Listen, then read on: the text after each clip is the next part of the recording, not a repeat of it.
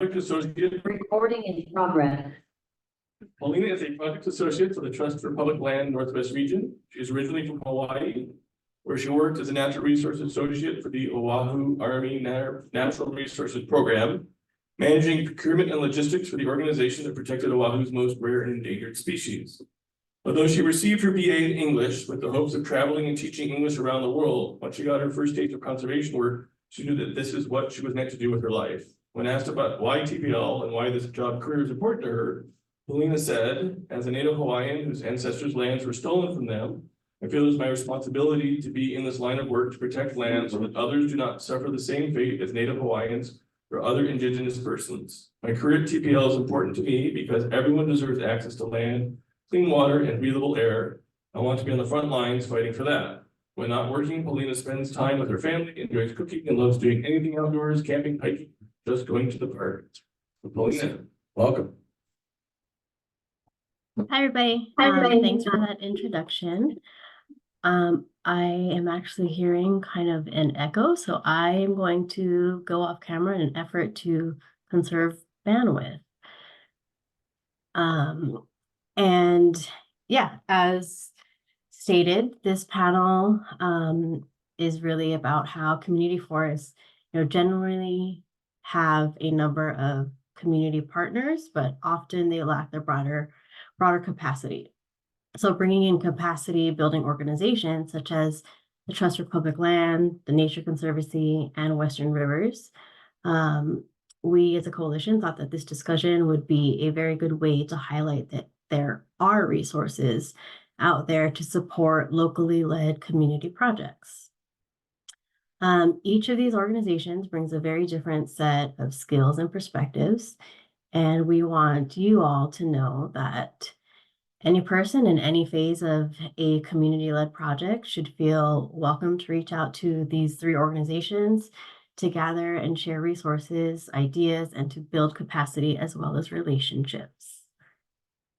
So today on the panel, we have Mitsu Iwasaki, Trust for Public Land, Jane Kiker, the Nature Conservancy, and Mick McKee from Western Rivers Conservancy. And I will go ahead with introduction. So Mitsu Iwasaki is a Northwest Director at the Trust for Public Land. Prior to joining TPL 2 years ago, he spent the majority of his career in the active outdoor space, where he served as Chief Executive Officer at the American Alpine Club and Executive Director of Northwest Outward Bound School. He's worked to connect people to land and place and has convened and amplified grassroots and national conservations to affect equity and inclusion. Born in Japan, Mitsu's family immigrated to Seattle soon after he turned 6. Growing up in the relative comfort of the suburbs, his parents felt that it would be best to build his character by sending him to work on a commercial fishing boat throughout his teenage summers in Alaska. Those experiences sparked an enduring love for wild places, inspiring a lifelong journey of adventure and exploration of both natural landscapes and his capacity as a person. Mitsu serves on the boards of Washington Wildlife Recreation Coalition, Mountains to Sound Greenway, Conservation Colorado, Icicle Fund, and Big City Mountaineers, as well as the Yosemite Conservancy's Advisory Board. So welcome, Mitsu. Thank you. Jane Kiker of the Nature Conservancy. She is the Transactions Director for Nature Conservancy Washington chapter. Jane began working at TNC in 2017, following a legal career spent guiding public and private clients through Washington's land use disputes of all kinds. While at TNC, our particular focus has been the Central Cascades Forest Checkerboards Project, transferring nearly 48,000 acres of former Plum Creek timberlands in Upper Yakima Basin into permanent protection. A significant component of this work has been to ensure that these transfers will continue to benefit the local Upper Kittitas County community. Jane's roots are in Maine, but she grew up frequenting the Rockies and the West Coast and lived in New York and then Oakland before then settling in Seattle. Having raised 2 now grown kids, These days, Jane and her spouse Rob, can often be found sneaking away to Washington's sunnier side, east of the mountains, to replenish vitamin D levels on the hikes in the Ponderosa Park biome. Welcome, Jane. And then lastly, we have Mick McKee of Western Rivers Conservancy. Mick McKee is Western Rivers Conservancy Stewardship Director. A forester by training, he brings a deep understanding of how land management practices impact water quality and availability to Western Rivers Conservancy. As a stewardship director, Mick is responsible for managing Western Rivers Conservancy's portfolio of current projects, conducting assessments on past accomplishments to ensure WRC's conservation goals continue to be met over time. Prior to joining Western Rivers, he worked for the Climate Trust, Sierra Institute, Bureau of Land Management, and the Forest Service. He has a Master of Forestry degree from the Yale School of Forestry and has been involved with the Community Forest Coalition in some form since 2014. Mick and his wife, Caitlin, live in the beautiful Upper Hood River Valley, where he spends his free time wrangling their 2 young daughters, exuberant dog, and 9 chickens. Occasionally, they manage to get outside for a bike ride or to ski. And we can kick it off with this presentation. I guess we'll go in that same order. So Mitsu, if you don't mind going first. Sure. Thank you, Paulina. Good afternoon, everyone. Are you able to hear me all right? Somebody raise their hands or wave if you are able to hear me okay?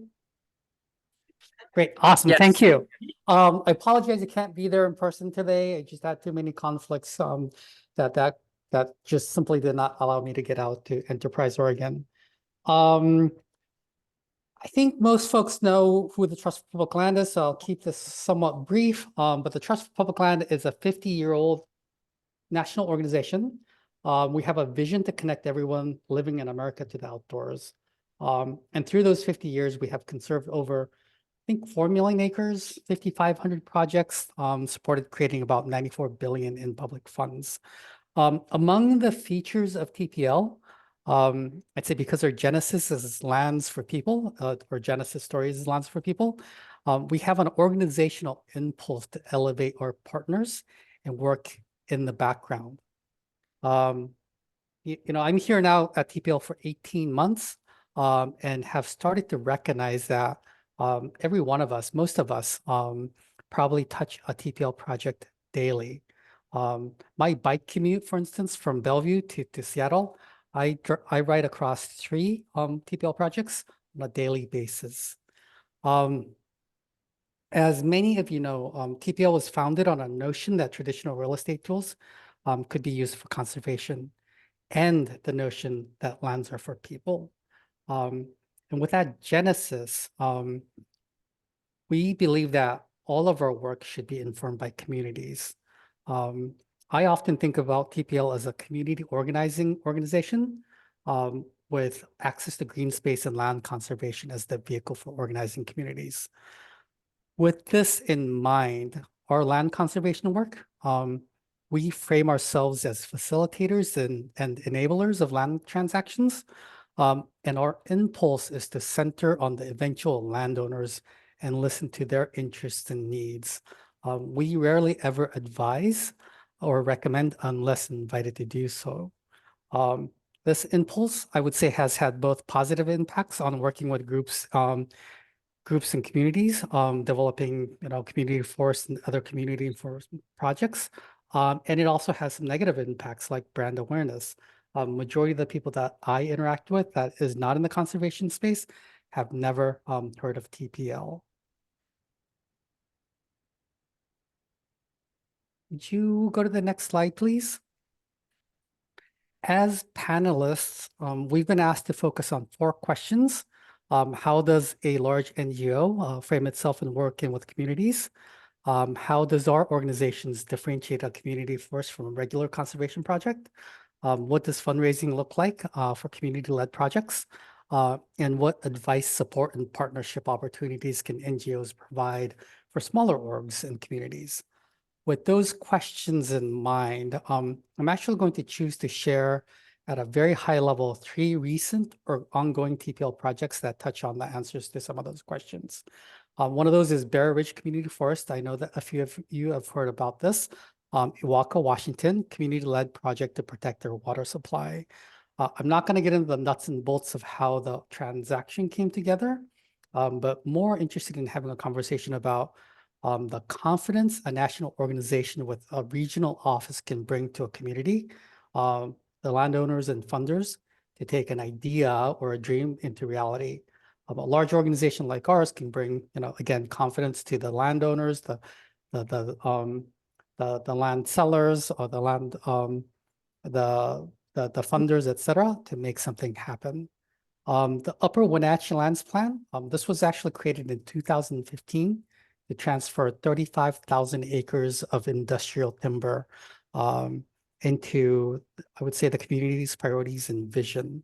I'm going to touch on this, not about the land transaction, but TPL's approach to community engagement and visioning. It is also really about an ability of a larger nonprofit to approach a project with decades-long timelines. So we started this project in 2014. We are about to close phase 1 land transaction sometime in 2025. And Methal Kiwanis Park, which actually is not a park at all, or I'm sorry, it's not a community forest at all, it's a park, but maybe exemplifies community-led projects, and maybe it's unintended and unforeseen positive impacts. Let's go to the next slide, please. This is just a map of Washington, help locate the projects we're speaking to. The bottom left red arrow, that's Bear Ridge, Iwako. The two in the kind of the center, that is Wenatchee Lands Plan and Methal Kiwanis Park.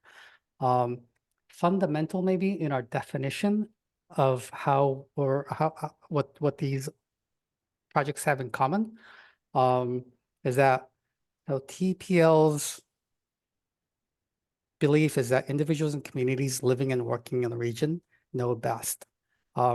Community is involved in establishing all of our priorities. The community forest or a project is owned and managed by or on behalf of the community. And ideally, the governance structure ensures collaboration, community participation, and management decisions. We also, for ourselves, in majority of the cases, engage in consultation with tribes. And we are also not interested in displacing local organizations, land trusts, other nonprofits in doing the work. We are interested in being additive. I think this all is part of the kind of the framework to be a collaborative organization that helps to build community forests. Let's go to the next one, please. This is just Oregon, just to show we work in Oregon as well. And let's go to the next slide, please. So Bear Ridge Community Forest. We closed this project back in December 2022, transferring Weyerhaeuser land to the city. It's about 5.5 miles east of the city, and it is where the city, Iwako, gets its water through Indian Creek Reservoir, which is supplied by rainfall within the watershed. The reservoir itself was created back in the 1970s when the city purchased lands from Weyerhaeuser to create an impoundment. The creation of Bear Ridge Community Forest actually provides the city with better control of their water supply. What TPL provided in this project was, again, a belief that this could happen. A national NGO with a track record and relationship created confidence in the seller, in this case, Weyerhaeuser, as well as our ability to engage funders, which in this case was the state and the federal government. Let's go to the next slide. I think, as most of us know, Washington State has pretty strong forest practices that help ensure water quality. Iwalco needed further control over things like timing and harvests to ensure that they had a well-protected water supply. As a small city, their water treatment facility was not equipped to remove contaminants in case there was a spill or a problem during the forestry operations. And they also wanted more control over road maintenance and traffic during wet periods to limit sediments, which can degrade water quality and increase water treatment costs. The city started considering buying the property and lands after a 2013 study recommending the city take a more proactive role in land use decisions. In 2015, the city outlined several potential actions that could secure the stability of their water supply. The most positive impact would be purchasing property from Weyerhaeuser to have direct control over the watershed. So they looked at purchasing 210 acres of land and 170 acres of timber rights at a cost of $3.5 million. That price was well beyond what the city could fund themselves through the citizens or the capacity to borrow. The city was initially able to secure about $500,000 from ecology, but could not find a pathway to the next $3 million. One of the council members, Matt Lassanu, is quoted saying that the city was looking at a daunting purchase while having $0 in the bank to make it happen. It initially seemed so far outside the realm of reality. And in 2017, the city was notified by Weyerhaeuser that 170 acres were included in a 3-year harvest plan. So there was a sense of urgency that was now starting to build. They've had a proposal put in front of them that 170 acres was going to be harvested. Weyerhaeuser also communicated that they were willing to sell those timber rights adjacent to the property that the city already owned. They agreed to remove the forest and harvest plans as the negotiations to purchase started. And again, the sense of urgency started to increase given that the city had no pathway to finding $3.5 million. With that said, everyone wanted this to work. In 2018, Matt was introduced to TPL through Washington Environmental Council. And at that moment, what felt impossible to Matt for a small city became possible because TPL, as a large nonprofit, gave both the city and Weyerhaeuser confidence that we could find the funding and that we could help support the transaction itself. As we engaged our lobbyists and federal affairs team, worked with our congressmen and congresswomen to secure funding. And Congresswoman Hera Butler engaged in earmarked funds for this entire project. And through the Federal Clean Water Act, as portion of the green infrastructure earmarked funds and made this thing happen. So here, large organization working with smaller communities, creating the funding pathway and confidence in the landowner to continue on with an option agreement. Going on to the Upper Wenatchee Community Lands Plan. As many of you might know, the Upper Wenatchee River Basin, it's about 850,000 acres between Cashmere and Stevens Pass. It's really ecologically diverse, economically important, lots of recreation value. It's got a wide range of physical characteristics and uses, complicated ownership. Lower elevation areas are mostly in private ownership. And the upper areas are checkerboarded. And ownership includes the Forest Service, Fish and Wildlife, state parks, Weyerhaeuser, National Forest, individuals, etc. As we talk about this, you'll hear me refer to Weyerhaeuser and Chinook Forest Partners. When we started this project, Weyerhaeuser owned the lands that we have under option. Chinook Forest Partners currently own this land. Back in 2014, the local leaders in Chelan County wanted to take a more proactive approach to guiding the future of land use. Developing a vision for future ownership and management of these lands was necessary with potential large-scale land sales and threat of declining forest health because of climate change. They understood, the leaders in Chelan County They understood how land is managed impacts public priorities, including the economy, recreation opportunities, fish and wildlife, and wildfire. TPL's role was to work with partners to develop a community vision for the watershed. Collaboration partners for this included, along with the Trust for Public Land, Chelan County, TNC, Chelan Douglas Land Trust, as the core team working with stakeholders to create a vision and work plan. Through that process, we, the partners, identified 35,000 acres of industrial timberlands, which we would help to support putting into public ownership. Our approach and values the collaboration and developing the community lands plan was really our experience and expertise in community organizing, ability to secure capital funds for the purchase, and funding for developing the lands plan and interim operating costs. As you can do the math, the lands plan was created in 2016. And so we have been working on this for well over a decade and needed to find interim operating costs to do so. And that was through both private philanthropy, individual donors, and foundations. As with majority of our projects, we have framed ourselves to be facilitators and conveners, not the central actor.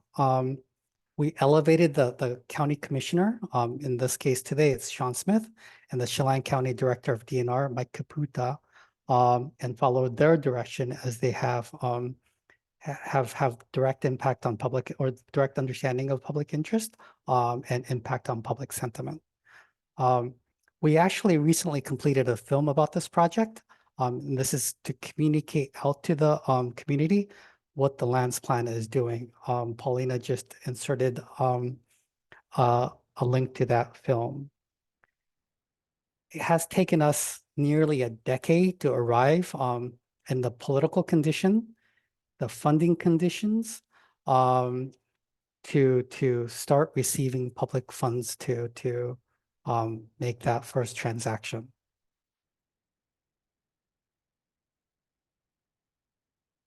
So really quickly back to process. We first defined what was needed to develop a community lands plan. To us, that was a set of tools, including maps, a process to identify opportunities to meet multiple goals, a way to prioritize the areas for conservation. And through that, once that was developed, we went into a process of building this lands plan. In December 2014 through January 2015, we brought the stakeholders together, had conversations, understood what the land values were, and also started to understand how we would engage the community. February 2015 through May 2015, I'm sorry, February 2015 through March 2015, we hosted 3 community town hall plans to start having this conversation and building awareness. We developed a community survey and sent it out around Chelan County. And the Chelan Douglas Land Trust, the executive director, did an on-air interview to update the public about the project. April 2015 through June 2016, we started developing maps and action plans and conveyed the steering committee 3 more times and distributed that map of the study area to the community. CDLT, Chelan Douglas Land Trust, completed additional community outreach through that period, I think 4 or 5 more. And Mike Caputa and Mickey Fleming, the ED of the conservation, the Chelan Douglas Land Trust, did a few more on-air interviews to keep the community engaged and involved. And that really is how we came up with the community lands plan. And I think Paulina can insert a link for that if you would like to go read the entirety of the community lands plan. Yep, it's in the chat. Awesome, thank you. The last one I wanted to just share, I won't take much more time. Mithal Kiwanis Park, this is not a community forest, but a community participatory design process in building a park. And I wanted to put this in here, not because it's a community lands plan or community forest plan, but because of the unintended positive impacts that it had. Let's see, maybe we just go to the next slide and share what this is. So because we went into the participatory design and community informed process in designing this park, you can actually see in the top 3 panels, and this is in a largely Hispanic neighborhood, the welcome sign is in Spanish. There's a kiosco in the center of the park, and the fencing around it is actually modeled after a fence in Mexico that we had custom built so that neighborhood could feel like they were at home. What they were looking for is a space that felt like home, a space that they can feel that they belong. At the groundbreaking event, you can see the level of engagement that we had in this park. The adoption of the neighborhood by the neighborhood because of the engagement process was, I would say, quite stunning. Multiple individuals that were involved in the design process have now moved into and purchased and moved into homes that surround the park. There are design elements within the park that they have put into their homes, like murals or extending into neighborhood homes. And a nonprofit was created by the neighborhood called the Parque de Padrinos to continue to steward that park, as well as become a sponsor of a folk dancing group that would use a park as part of their event space and practice space. They've also increased through that nonprofit that they created presence in city government. And in 2022, they mounted a Get Out the Vote campaign and increased Hispanic turnout by 600%. So we understand, parks as well as participatory processes in community forest as a way to bring people together and bring cohesion together and create voice for them. So let's go to the next one. I guess now that's it for me. Thank you, everyone. And there are email addresses for myself, Paulina, Kristen Kowalik, who runs all of our programs in Oregon, and Lori Benson, who is our Washington Conservation Director. If you've got any questions, please reach out to any of us. Thanks, Mitsu.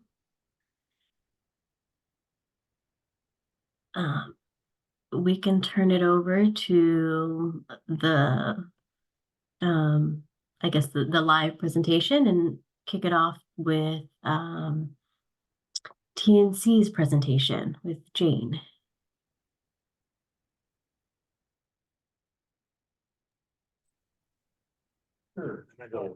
You go for it. You should be unmuted, and I'll just share your presentation in just a second.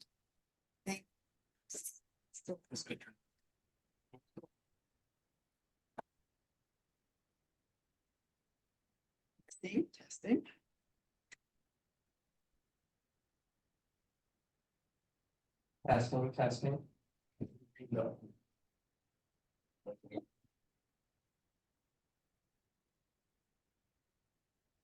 This one works. Yep. You can all hear me? Okay, good.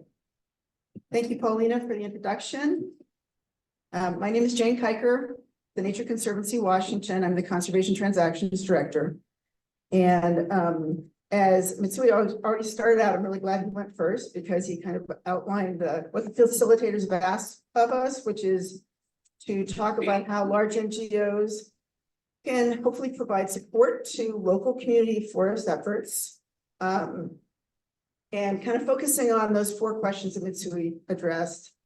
I thought as I was trying to figure out how to address this, I thought maybe I will just go through a timeline of our work on this, the Central Cascades Forest and the Clay Elm Ridge Community Forest effort.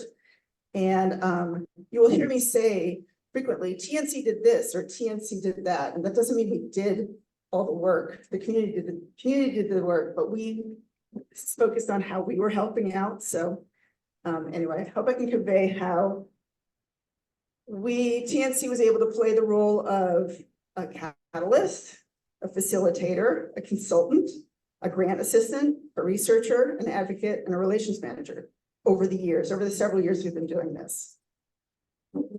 That said, I will also note that maybe after all this is said and done, TNC's greatest contribution to the Clay Elm Ridge protection and community forest was our ability to conduct large-scale forest health management for the interim period. And by doing that, we've been able to leave it in a much better, more fire-resistant, or resilient buffer for the local communities and really reduce the burden of management going forward. So this all started in 2014, before my time at TNC, in a project led by the Nature Conservancy, the Central Cascades Forest LLC, which we refer to as CCF, acquired about 48,000 acres of Plum Creek timberlands in Washington's Eastern Cascades. TNC was charged with, is this really, like, That's good. okay. TNC was charged with interim forest management while transferring the lands into permanent protection over a 10 to 15-year period. This was a huge checkerboard landscape, and it was the largest land acquisition TNC of Washington had ever been involved in. The lands had also been industrially logged for decades. They were once described by one of my Montana counterparts as like a horse rode hard and put away wet. In 2017 to 19, TNC sponsored community forest research. A white paper resulted comparing community forest models all over the country. This is when, this group was getting started, and a lot of people were starting to really get interested in community forests in the West. Within the vast CCF landscape, TNC had already identified Clay Elm Ridge as a possible suitable community forest if supported by the local community. This was based mostly on its size and its rather unique location. The ridge is approximately 9,700 acres. It's adjacent to the I-90 corridor and urban growth areas on the south and west. That includes the cities of South Clay Elm, Roslyn, Ronald, and Suncadia, of course, the master plan community. On the east side of the ridge, the project shares an 8.5-mile boundary with the 10-year-old 50,000-acre Teanaway Community Forest, which is owned by the state DNR and co-managed with DFW. The entire area is under significant development pressure. There's been a lot of growth recently, particularly in the wildlife-urban interface, the WUI, by both local and second home builders and buyers. There's also a huge demand for outdoor recreation.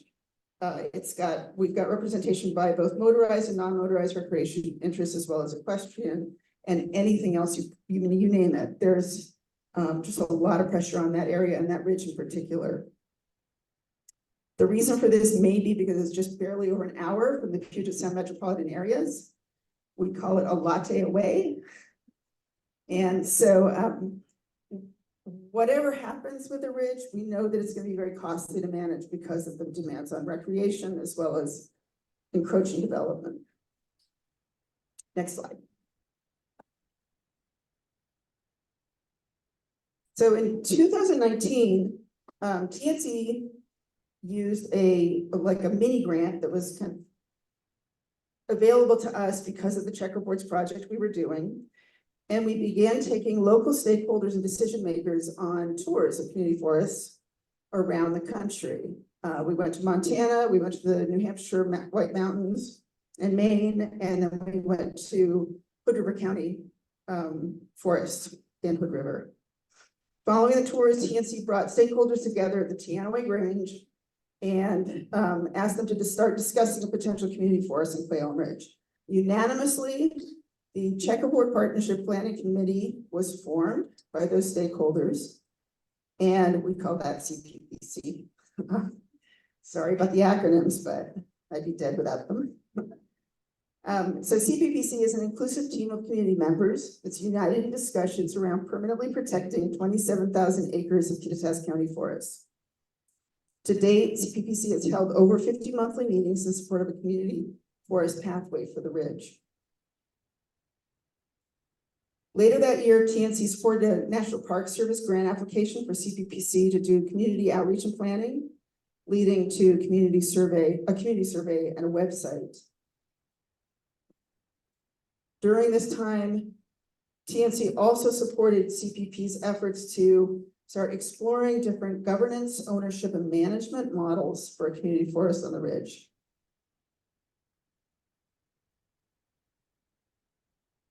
In 2020, TNC, like many others in this room, provided input into the creation of RCO's community forest program. Thereafter, we provided grant writing and then lobbying support for what was called phase 1 of the RCO community forest application for Clay Elm Ridge. The sponsor on the application was Kittitas Conservation Trust, a local land trust, and a member of the CPPC. In 21 and 22, we continue to explore DNR ownership, management, and governance of a community forest on the ridge.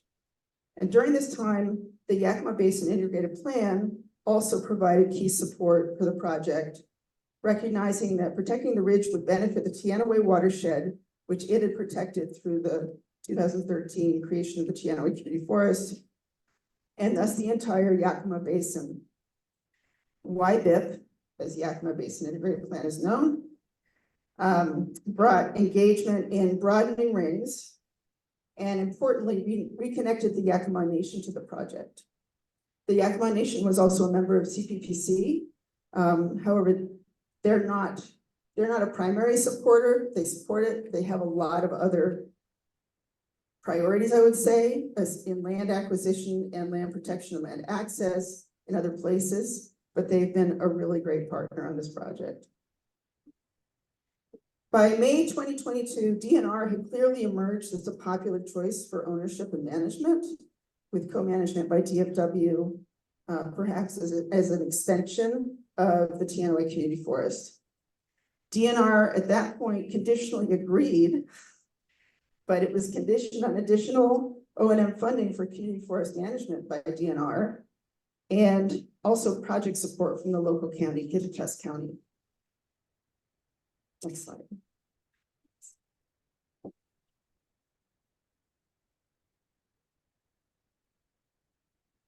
So in 2022, TNC and the Checkerboard Partnership supported DNR's successful effort to obtain additional O&M funding from the legislature to help support Teanaway operations.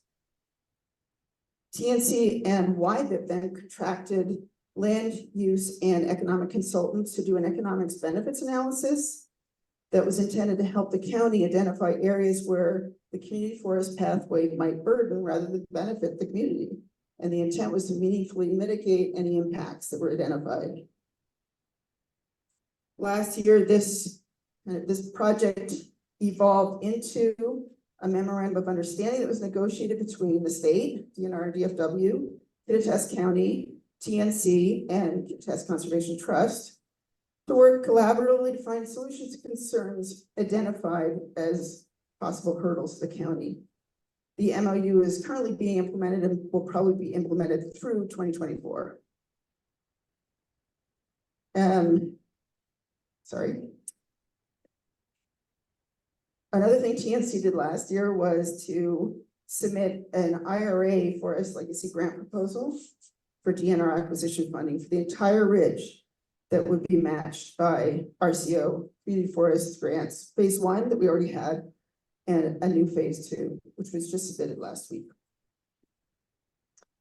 So throughout this entire period, TNC has conducted large-scale forest health management, reducing the overall management burden going forward. We've done mastication, thinning, and prescribed fire treatments.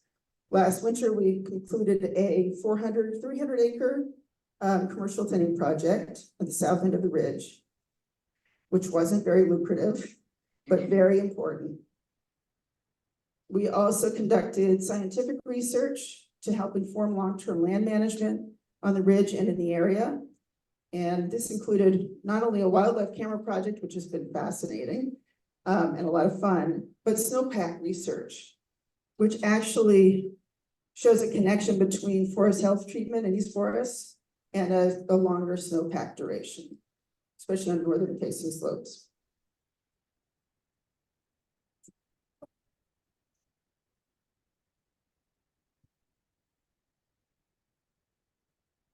Of how TNC, for example, differentiates between a community forest protection project and another large land protection conservation project. It's an interesting one, and a couple of things come to mind. First of all, we feel as though community forests come in all shapes and sizes and all management objectives and community benefits. So it's a little tough to say, you know, they're all very different.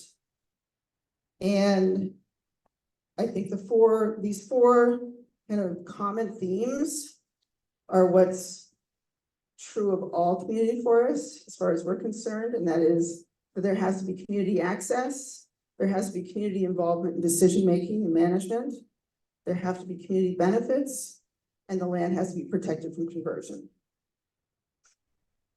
The other thing I would say is that really TNC's land protection projects have changed a lot over the last 20 years. And our model has really evolved from being a kind of buy land and lock it up to really looking for very large scale projects where the community is integrally involved and benefited, because we recognize that, you know, community health and well-being and livelihoods are all directly tied to natural resource areas around the communities. So I think all of our projects have become more community oriented, but that doesn't necessarily make them community forests. As a good example, I think, of protection projects that benefit communities but aren't community forests, we can just look at the CCF lands near the ridge that the Checkerboard Partnership set out to support the protection of for the benefit of the community several years ago. So that was actually a total of 27,000 acres. And although the Clay Elm Ridge was really identified as a proper place, suitable place for a community forest, there's also to the south, there's a 12,000 acre Tainum watershed, which you can see in each of these maps. And that was very popular locally for hunting, fishing, gathering, and recreation, including motorized recreation. It was checkerboarded with the Forest Service for the Okanagan-Wenatchee National Forest. And the entire block is being transferred to the United States Forest Service to connect the checkerboards in the National Forest and overcome long-term cross-boundary management issues. The county fully supported this, as did YBIP and numerous other partners. And the Checkerboard Partnership saw this as a real benefit for the community, even though it's not a community forest. Another example is the 5,900 acre Cabin Creek area, which is kind of in the lower left there. These are relatively high elevation timberlands. They're checkerboarded with DNR parcels. They're outside the National Forest boundary. And there were neighboring private forest owners and operators who expressed concerns about burgeoning recreation around Cabin Creek, potentially interfering with timber management. This entire block is being sold to DNR, mostly as county trust lands, with 75% of the timber revenues going to Kittitas County in the future. So there again, the Checkerboard Partnership saw that as a real benefit for the county and the community, even though it wasn't going to be a community forest. Next slide. And this is really this was going to be like a wrap up. I'm sorry, we have some really great pictures I should have brought because we've been putting in our grant applications, but I wanted to really focus on just the role that TNC has been playing over the years, so. So this really is a recap of things that a large NGO can do when working with communities to ensure the community's goals are being met. When CCF LLC acquired this 48,000 acres in the East Cascades, TNC immediately established a Clay Elm field office. We've had a team out there, a forest management team, as well as a community relations team and land management team, land manager for the last 10 years. This allowed us to better understand the local community and all of the tensions and all the concerns. And it's been a really wonderful opportunity. We've also supported community outreach before and after the Checkable Partnership was formed. There were all kinds of, there was a community survey sent out, as I said before, and I think we got something like 1,200 comments back from the local community members. We collaborated and supported CPPC as it defined the community in its community forest. That was a really interesting exercise. And ultimately, CPPC decided that the community that this forest was going to be focused on was the Upper Kittitas County and Yakima Nation.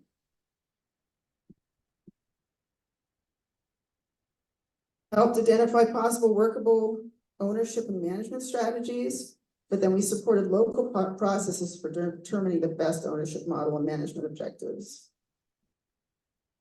We collaboratively contracted the economic and land use planners to perform an economic benefits analysis to better understand where county concerns might be coming from and how those concerns could be mitigated through this project.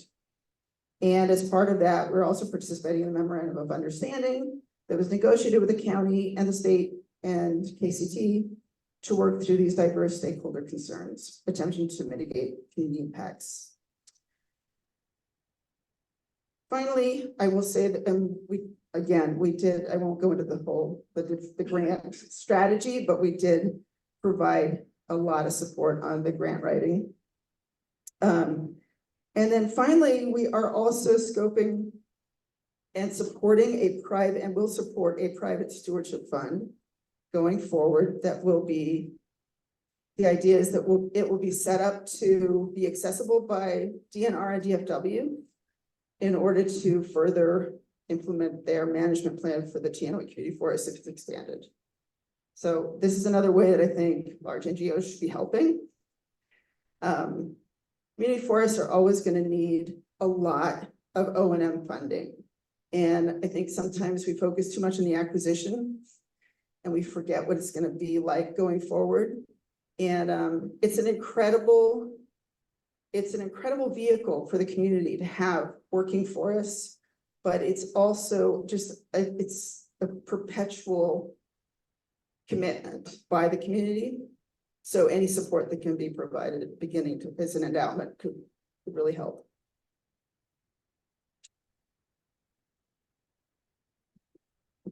And I think I'm going to save this. This is on fundraising, but I kind of already went over it. So if there are questions, I'm happy to answer them on fundraising.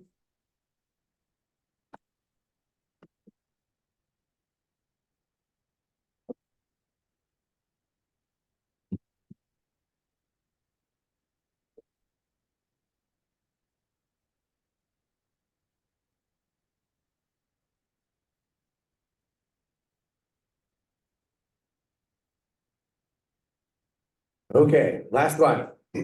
My name is Nick McKee. I am the Stewardship Director at Western Rivers Conservancy.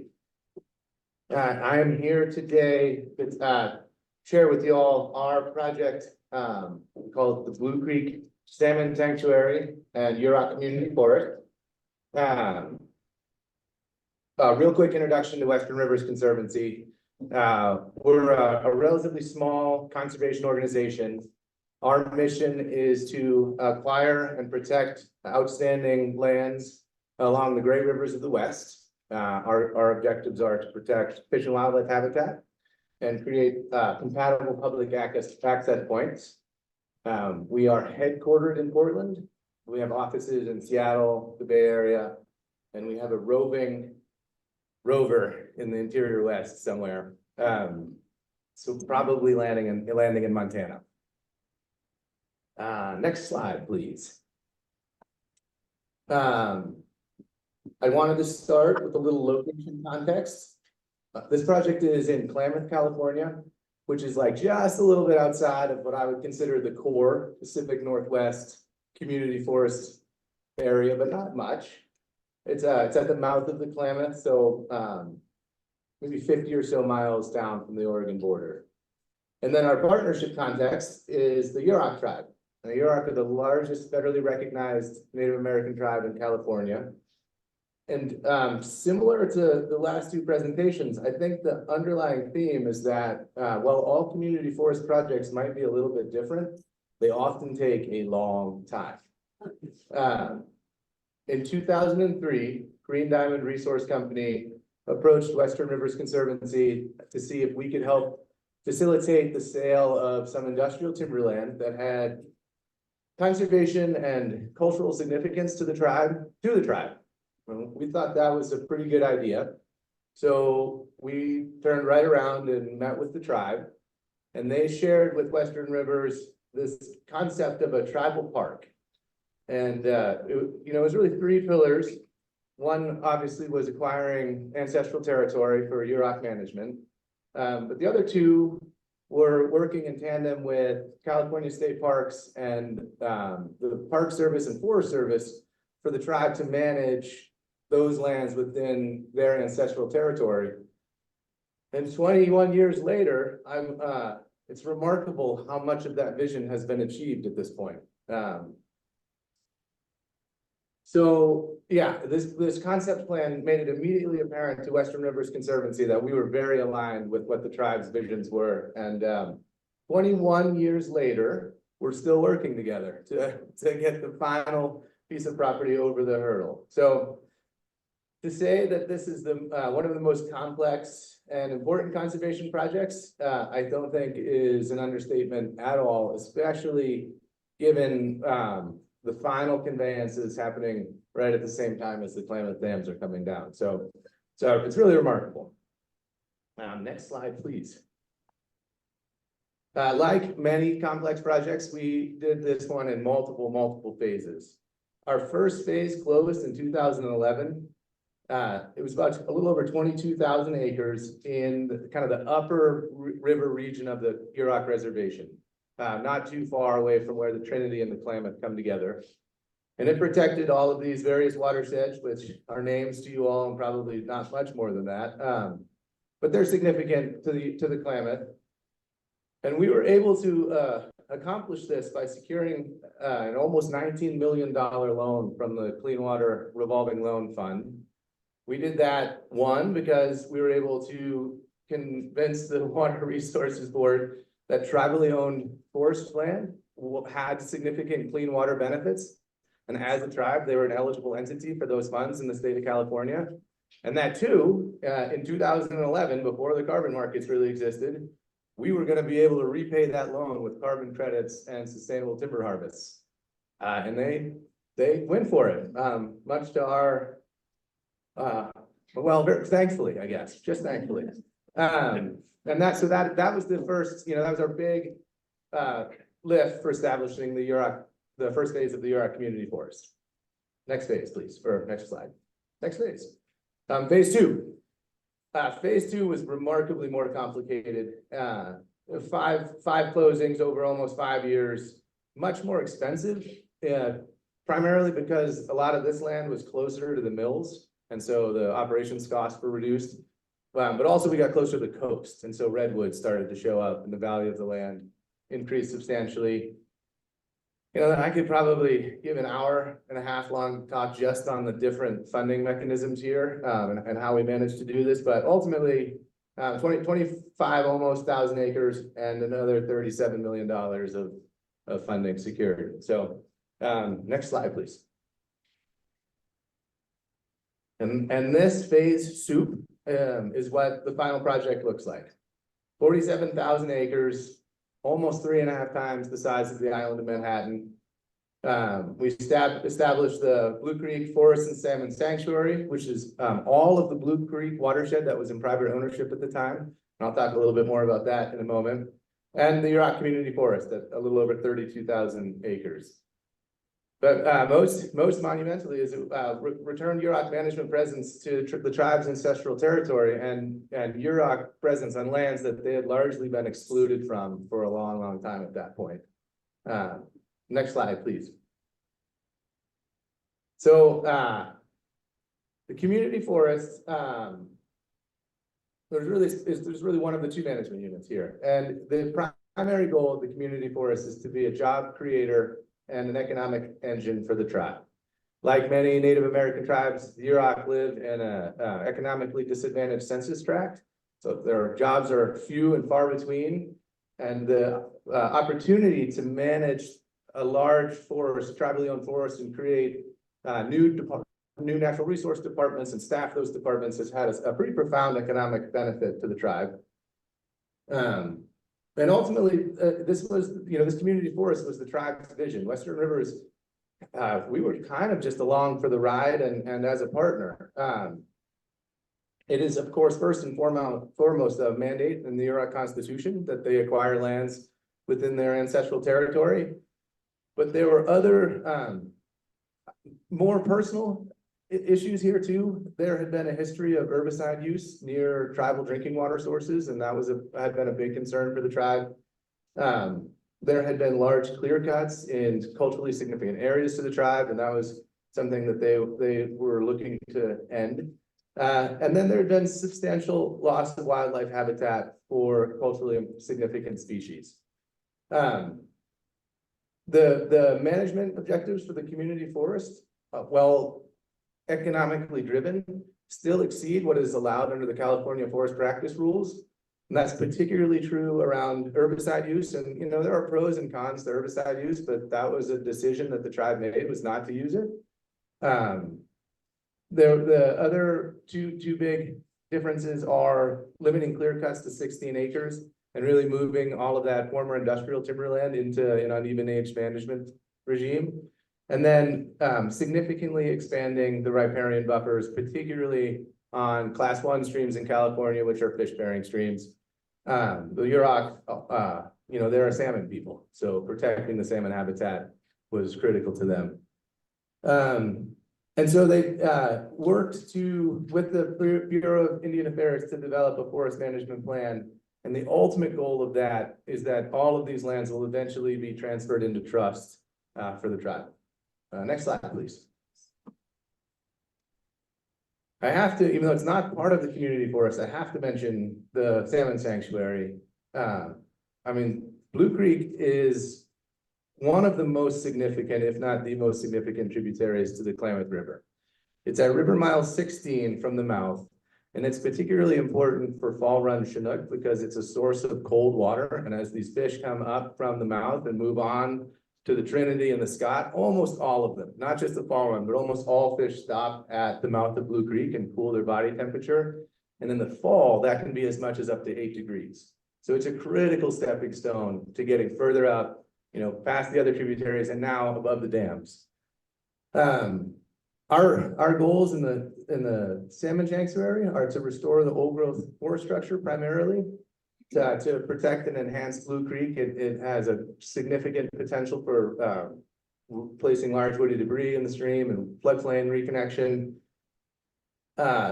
There will be opportunity to restore habitat for northern spotted owls and murrelets, and in particularly Humboldt martin, now federally listed species. And we've been learning that there are more martin occupying this property than thought, and that's been an early conservation win. There's opportunity for prairie restoration for the tribe, which is something that's been excluded from the kind of the timber priority managed landscape. And kind of underlying all of the management in the sanctuary is this principle that anything, all proposed activities need to be ecologically driven. If you make money on a restoration thinning, that's fine, but it's really not meant to be the economic engine or opportunity for the tribe. It's meant to be a ecological project. So, next slide, please. This also was a long time coming.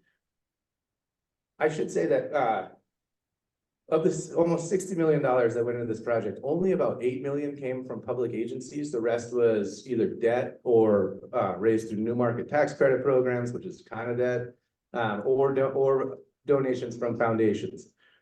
But one of the requirements of the funding agencies and a few of the funders was developing a management plan for the property. But even that was something as a community forest that the tribe took a lead role on. And it was really written jointly between the tribe and Western Rivers Conservancy we started in 2015 and we're still not quite done. So we've had a lot of rounds of edits. It's been wonderful. So just the mechanics now that this is a condition of conveying the property to the tribe too. So it was adopted officially by council in 2020 as the primary document governing management for the property. Wildlife Conservation Board, which is one of the major funders, conducted effectively the last review in 2023. And it's meant to be an adaptive management plan. We'll update it if there's an event like a wildfire or some other disturbance that would require it, or at a minimum of every 12 years. And to protect Western Rivers investment in this project and the Wildlife Conservation Board's investment, we'll continue to play a role in reviewing and approving or suggesting edits to that plan as it goes forward. Next slide, please. So I know carbon has been a contentious topic lately, and that it's tough for a lot of these projects, but it's been an incredibly important tool here in Northern California. There are 4 different carbon projects across the joint UROC Western Rivers ownership. 3 are owned by the tribe and 1 owned by Western Rivers Conservancy. That project will convey to the tribe with the property. But building on that concept of stewardship funds, we've been able to, first we use that revenue to repay debt, and then to fund property management costs, and then as leverage for other grant fundings. But we managed to every year put a little bit aside in a reserve fund that will transfer with the property, the remaining acres, to the tribe. And after our final sale, before we transfer, it'll be a little over $4 million. And it's meant to be kind of a savings account or a reserve to leverage funding for the highest priority restoration and management objectives, or if there's some sort of emergency need on the tribe's behalf. So, and we were really fortunate to be early on in the market. Starting this project in 2011, we were in early, and that was definitely a benefit. So, next slide, please. So where we are in the process is we've got Western Rivers Conservancy still holds about 15,000 acres. We're actively working with the tribe right now to draft up some conveyance documents. The tribe will have to assume the grant agreements from the state agencies that helps fund the project. There will be a grant agreement from Western Rivers Conservancy that doesn't do anything other than what those state agency grant agreements do. It just applies the same terms and conditions of those grants to the full property, so it can be managed as a single unit. We are working really closely with the Office of Tribal Attorney and the executive leadership at the tribe to develop those documents. And I think I also should say that we meet regularly. There's a lot of commonality right now between the council, executive leadership, and Western Rivers that we are at this moment in time unified on the long-term conservation and management and restoration objectives of this property. But there's also recognition that council change and policies change. And so we're working as a team to try to, build this thing now in the hopes that it endures in the future, and that, 50 years from now, there isn't a push to, cut all of the old growth forest structure that we created or something like that. So A lot of careful thought on the tribe's part and on our part about how to craft these things and get them, get the resolution fast and, you know, make it part of the tribal governance structure. Yeah, and so we are hoping to convey this, you know, sign the deed over the final, for the final 15,000 acres by September 30th of this year. And that will be a pretty monumental moment. Next slide, please. Oh, we're gonna have a big party. So I tried to touch on the first three questions kind of through the presentation, but the last one was on advice and support. And I think, you know, one of the big lessons I've taken away from this project is that for this to be successful, it's not just an acquisition and transfer of land ownership, whether it's to a tribe or to a county or to a municipality or whomever. That I think for these projects to be really successful, it requires a regional or national NGO to be willing to roll up their sleeves like TNC has done and Trust for Public Land has done and with the Upper Wenatchee project. And really, even if it seems like it is doing it at the time, break the business model for the long-term success of the project. And I know that our lessons as a partner for 21 years is that in order for this to succeed, we have to get into the management soup with the tribe and help build capacity and raise funds and deal with permitting in California as lands transfer from industrial timbership ownership to nonprofit to tribally owned fee lands to some in between fee and trust place where nobody really knows who's in charge to full trust held properties. And so our goal, even after conveyance in a couple of months, is to stay engaged with the tribe on whatever level the council and executive leadership want us to, and whether that's as an advisor or as a consultant or nothing. I mean, we're okay with whatever that outcome is. But if I had to guess, I would say that we'll continue to help with forest and land management, particularly fundraising. We can help with permitting and contracting. The tribe is required to get competitive bids. We can go out and sole source, for example. And so if there's an emergency culvert repair or something, we can be a good partner there that way. We'll share all of our carbon project knowledge and buyers of credits with the tribe. And then ideally, we move on to phase 3. There's still many tributaries to the Klamath and Yurok territory that the Yurok tribe would like, and we certainly would be happy to help them. Next slide, I think that's it. I think we move on to the questions part. Thanks, Nick. Well, all the panel members, we will move on. We have 15 minutes for question and answers. Disregard what times you see in agendas. Those don't exist. So, questions? Oh, you will be. Yeah. You're backlit anyway, so it's not. Thanks, everybody. I think this question is for all the panelists. I'm curious if you've seen an increase in efforts to create community forests, and if so, like over time, and if so, if you feel like that's been more like a push with community members and allies trying to initiate those kind of efforts, or a pull from industrial timberland owners as their ownership structures have changed and they're trying to find other values for their lower value landscapes.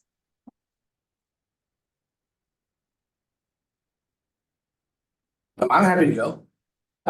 So I do think there's been a lot of interest in community forestry. I mean, this group is a perfect example.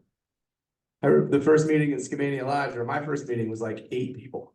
And now we have a full room and new folks joining every meeting. So a huge success is the effort to get the Washington State Conservation Office's community forest program going. That thing didn't exist. That was largely this group that figured out how to do that. And your second part was pushback against from timber industry.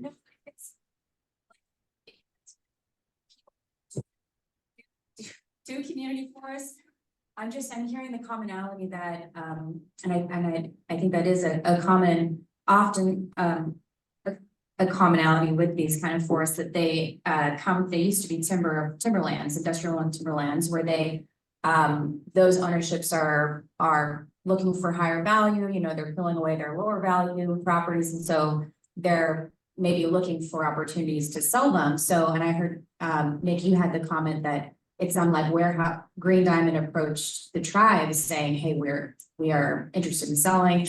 I think that might have been the case in one of the other examples. And so I'm curious, as this trend has been increasing, how much, and maybe it's both, but how much has been from different community members or municipalities saying, hey, we want to do this, versus the timberland owners looking for alternative ways to find value from their properties. Gotcha. So you're right. I do think in some instances there have been very forward-thinking leaders at timber companies, industrial timber companies who look for these opportunities. And I think there's definitely opportunity to convey lands that have a higher and better use to the community over the timber company. And I think it's very important that we don't think of this model as superior to industrial forestry, but more as a partnership. Western Rivers has personal experience with that, and if the more this is looked at as a mutually beneficial tool, the more success everybody will have, would be my response to that.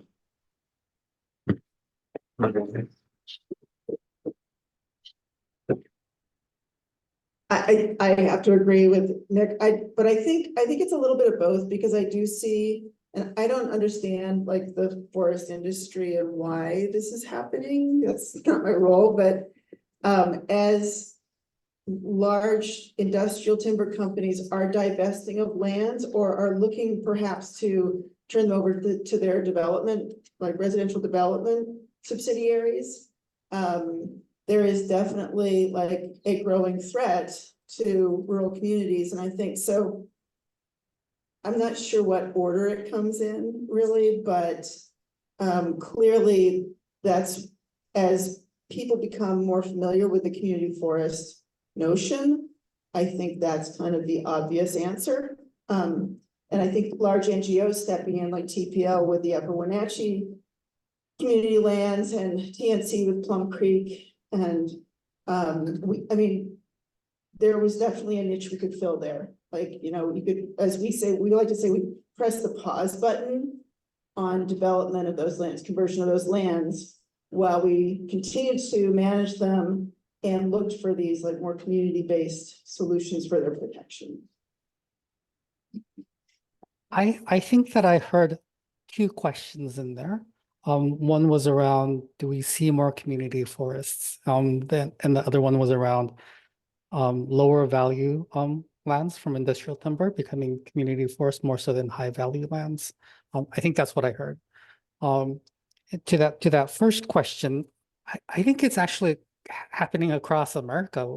Culturally, we are starting to understand people have local people have better understanding of what their needs are.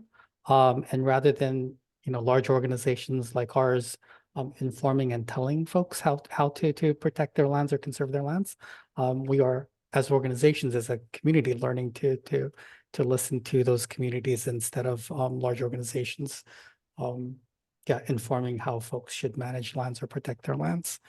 This question around high value versus lower value lands, from the role that I play within TPL, I manage our budgets and manage some of the legal questions and such. And what I think that I see is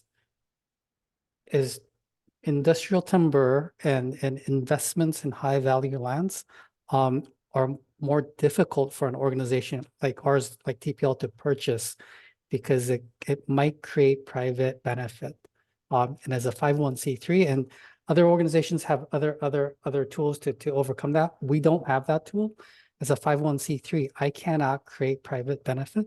So, I've got to buy that property for appraised, mostly usually yellow book value. So high value property becomes really difficult to do in conservation work and community forest work. So that may be part of why we're seeing less high value forest going into community forest. Or at least, yeah, that is at least one of the challenges that I see.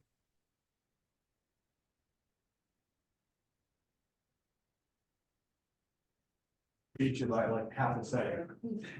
Your next,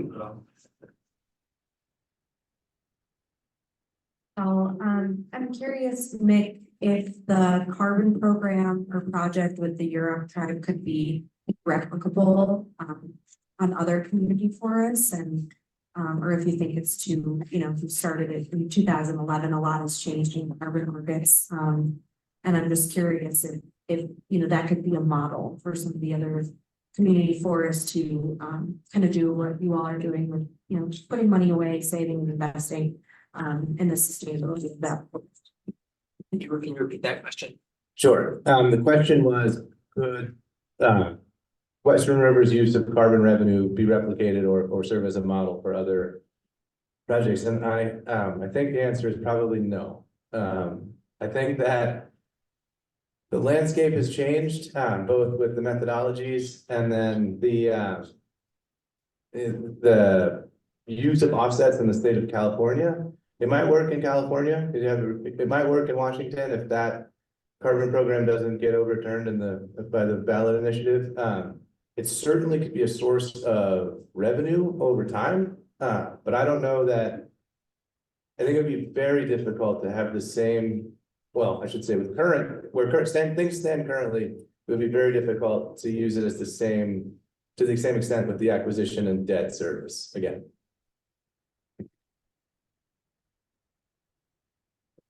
Thank you.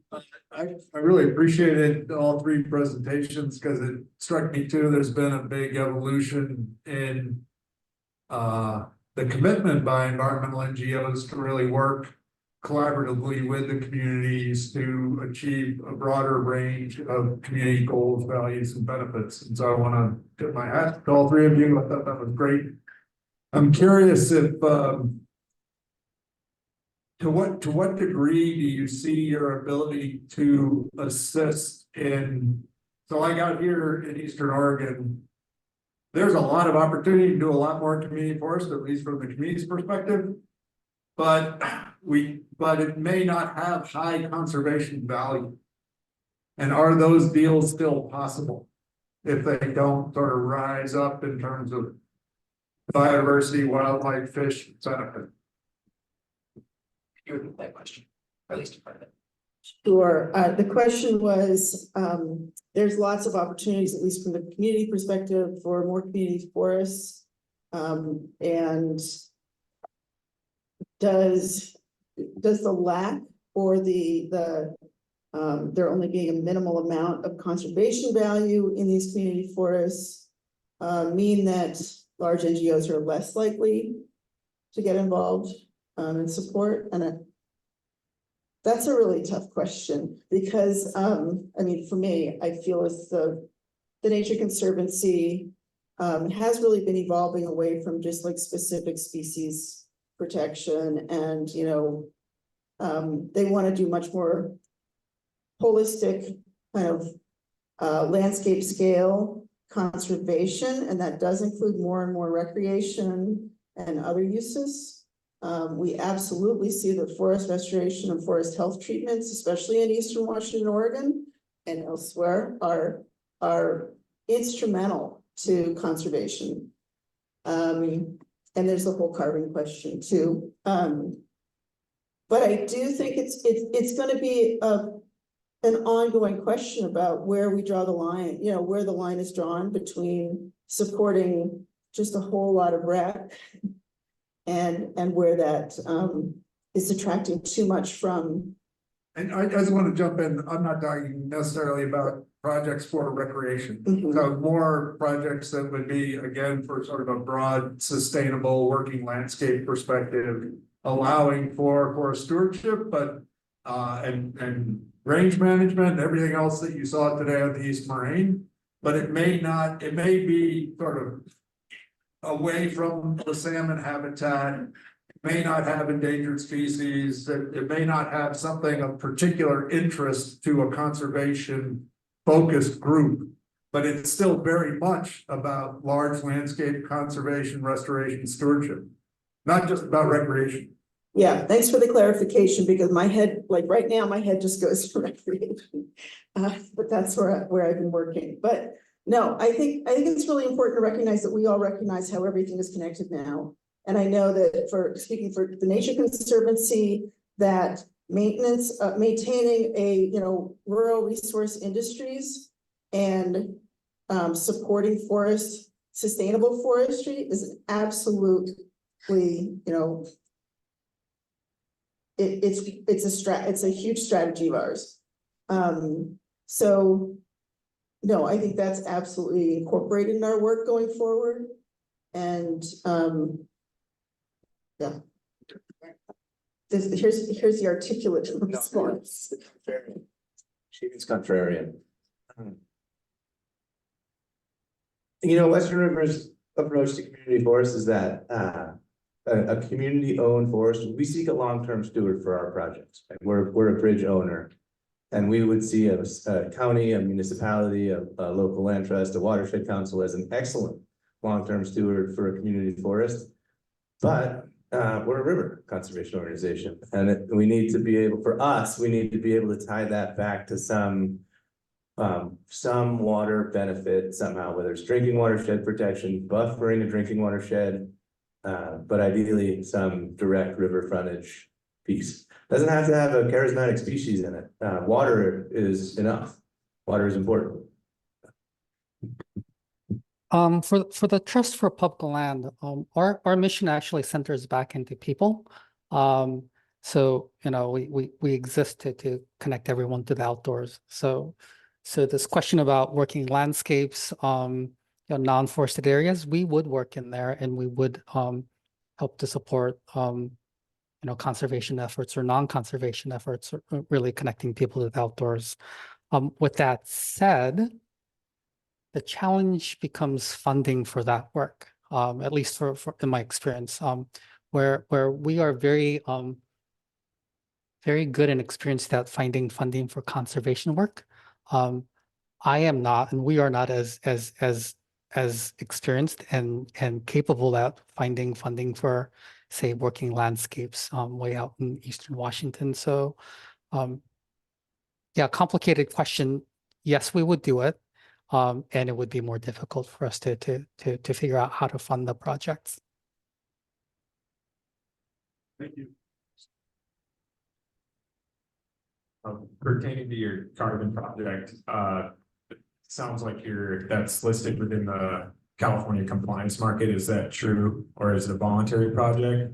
And then you also said that carbon revenue is probably not the best for acquisition, but for existing ownership, would it be viable revenue for operation and management?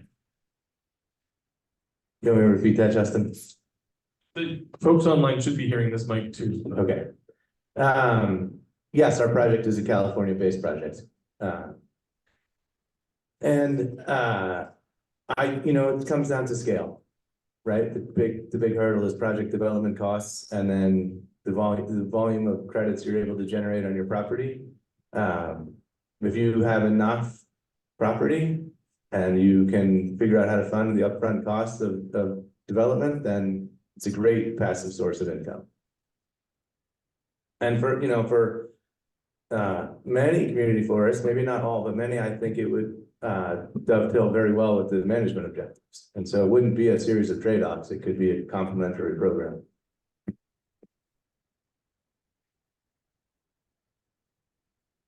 Other questions?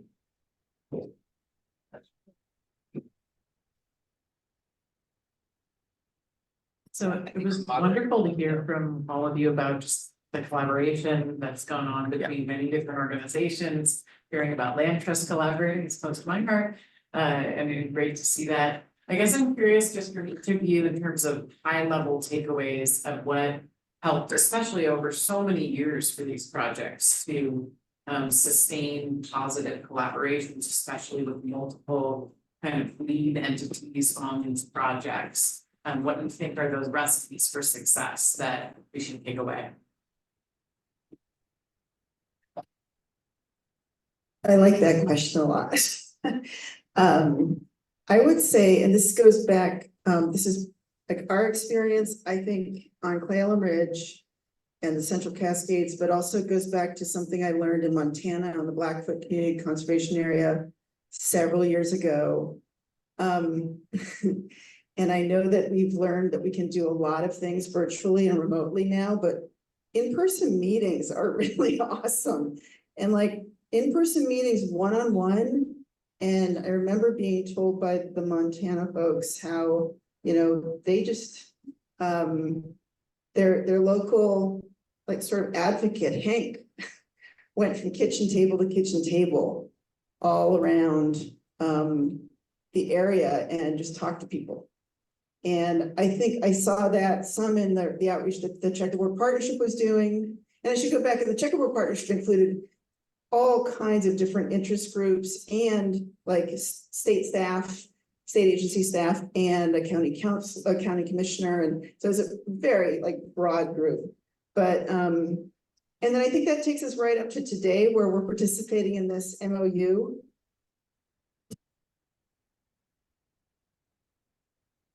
And a local land trust, Kittitas Conservation Trust with TNC. We're working through these identified sort of topic areas where there are concerns that some of the community benefits could actually be community impacts in some ways that would need to be mitigated. And so, but the in-person meetings we're doing are so gratifying because you really feel as though, you're getting somewhere. And I don't know why that is, but, and that's my one big takeaway.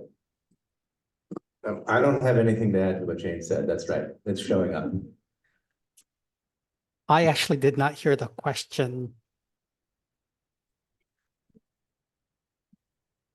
The secret sauce of collaboration. Oh, got it. Was it Jane? Did you reference the Yakima Basin Integrated Plan earlier? This is Yes. Yes, this is one of the most impressive collaborations that I have ever seen myself.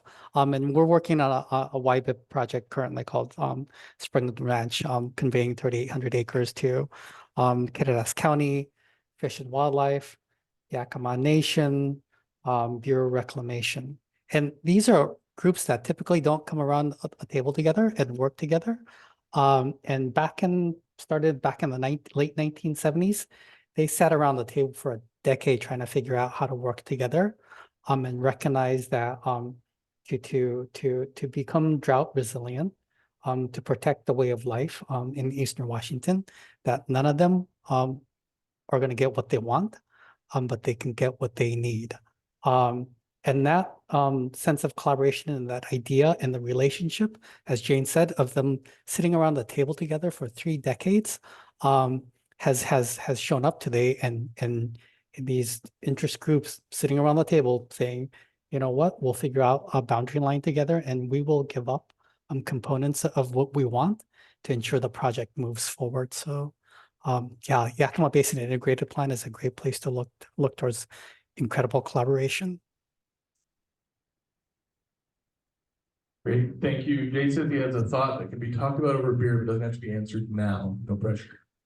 Well, it was actually a question that can be answered over beer. But I mean, for me, this is a challenging one. Really appreciated all 3 presentations, and maybe this is more, Jane, for you and Nick. I thought the Trust for Public Land presentation was wonderful in terms of illustrating different approaches and different communities. So I guess, Jane, for you, my question is, how do large NGOs best kind of size up or take the goals or figure out what those goals might look like in a place where you might engage before that field office is established, or you have staff on the ground in that area that really get to know the conversation in the community, given, for example, the tremendous admiration I have for what you guys have done up in the Central Cascades region.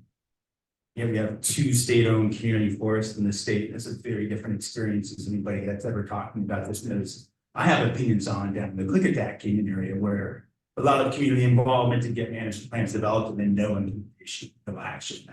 Access and rights piece feels kind of fraudulent. So if you did a ballot initiative in Clickitat County as to support for more state-owned lands, I would wager here's on me tonight that would fail miserably, right? So how does a TNC, approach a region and interest and opportunity and say like, okay, it's a different conversation?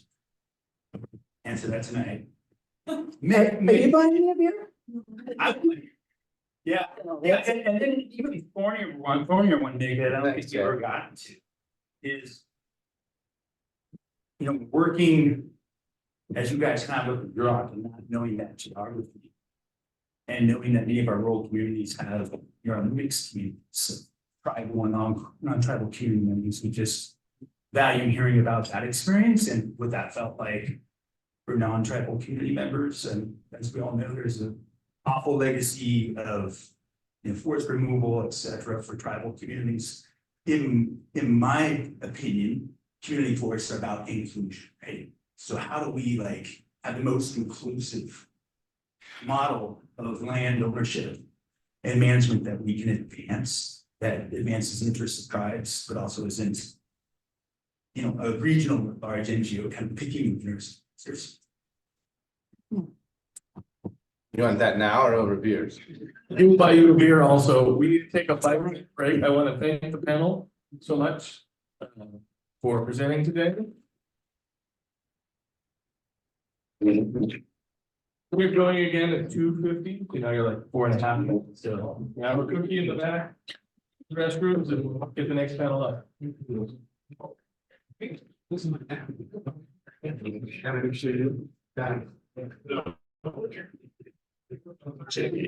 wasn't helpful. No.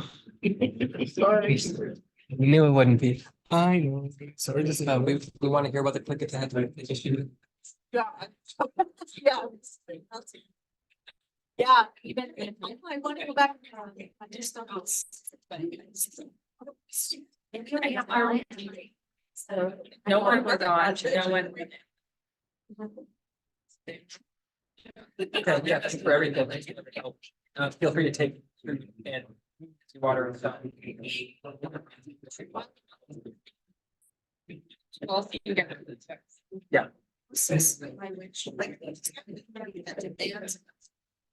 Once you.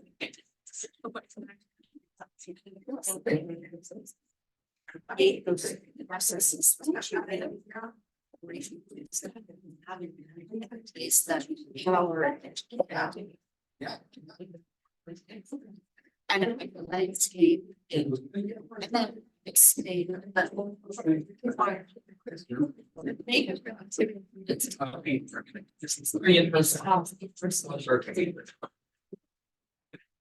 Actually, like some energies. You're helping.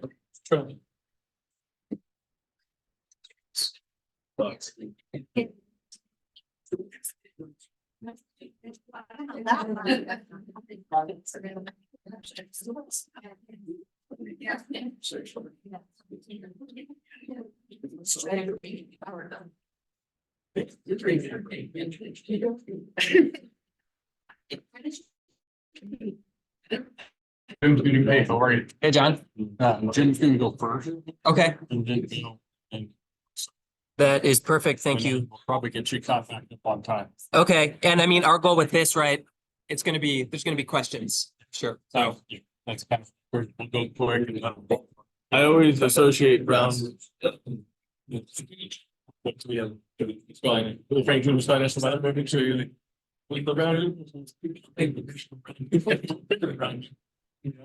had to dig around for it, I think.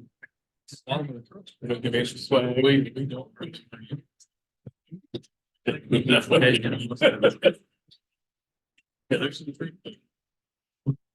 know. Yeah, or Washington, I had red truck, another, like, with the cheaper. Yeah, I don't even know. I think on my door anymore. Kind of miss the lime green worse. Yes. They're all white now. They're all white now too. I was like, cause you see them, somebody's car, and you see the fire crews. Well, I'll just see them, somebody bought it and watch it. It's up on lots. No,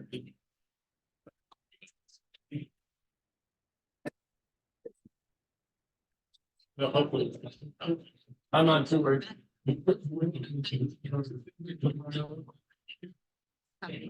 Not for me. Yeah. It's free to say, like. No. And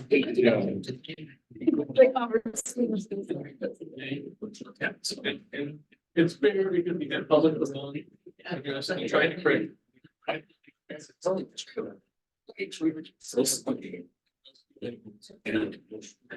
That's good though. All right, folks, can we take our seat again? Yeah. The other one?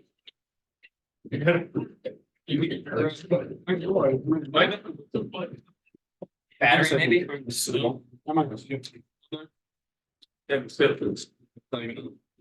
There we go. All right, if everyone can sit back down, we'll get going again.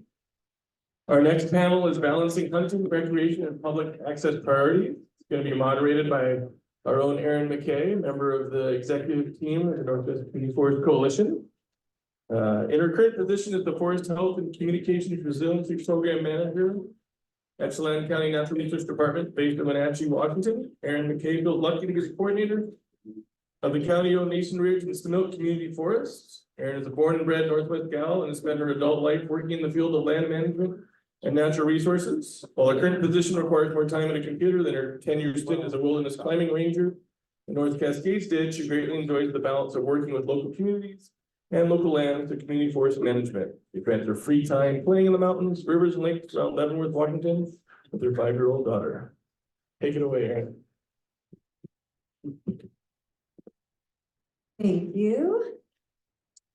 So I think we just want to recognize with this panel that hunting is often one of the oldest types of recreation that occurs in our lands and in our community forests. It seemed like a very appropriate topic for this forum in this area where hunting is, a very strong traditional activity, but it is in fact predates, most of the mountain biking and other types of recreation that we've had in our areas. And in the vein of what Jay was saying about inclusivity, we just want to make sure that all members of the community have, equal access, and that includes equal access to the activities and, traditional uses.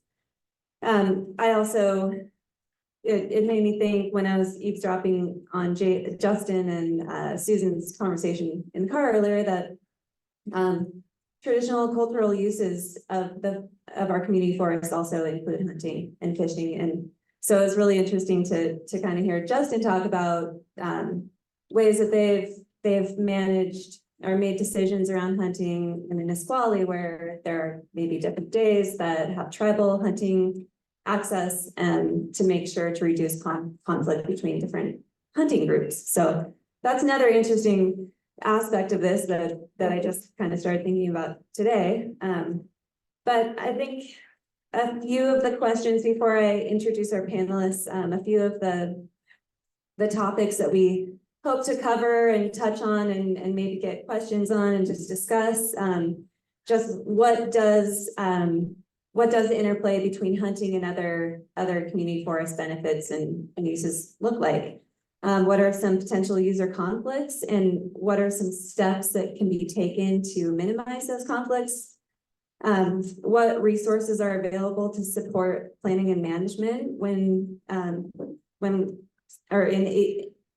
to be able to support hunting on these lands? What are some habitat conservation programs that can benefit both habitat and hunting? And then touch on the hunting access programs that can be a resource. So I'll go ahead and introduce our other panelists here.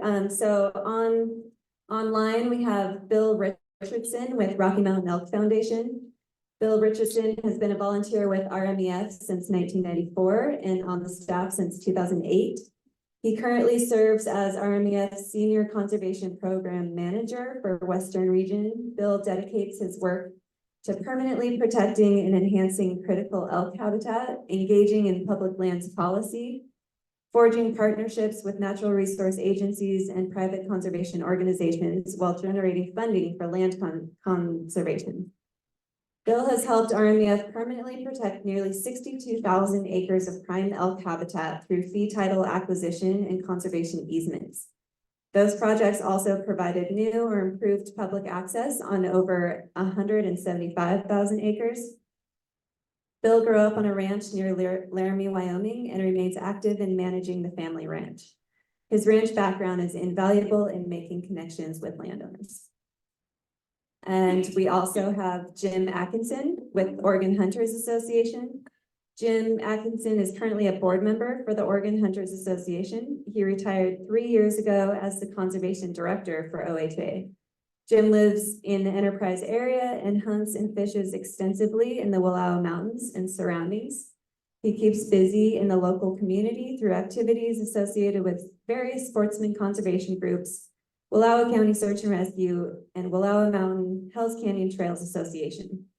His career was mostly spent working as a wildlife biologist in Oregon and Idaho. And then we have John Poston. Did I say that right? Yep. Okay. Oregon Department of Fish and Wildlife.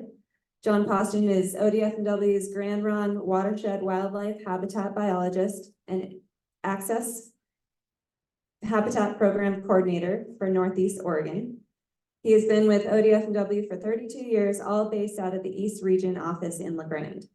The majority of John's career has been dedicated to building strong working relationships with private landowners, constituents, and public land managers, focusing on habitat improvement and enhancement projects while working to secure public recreational access has been a driving force in his career development.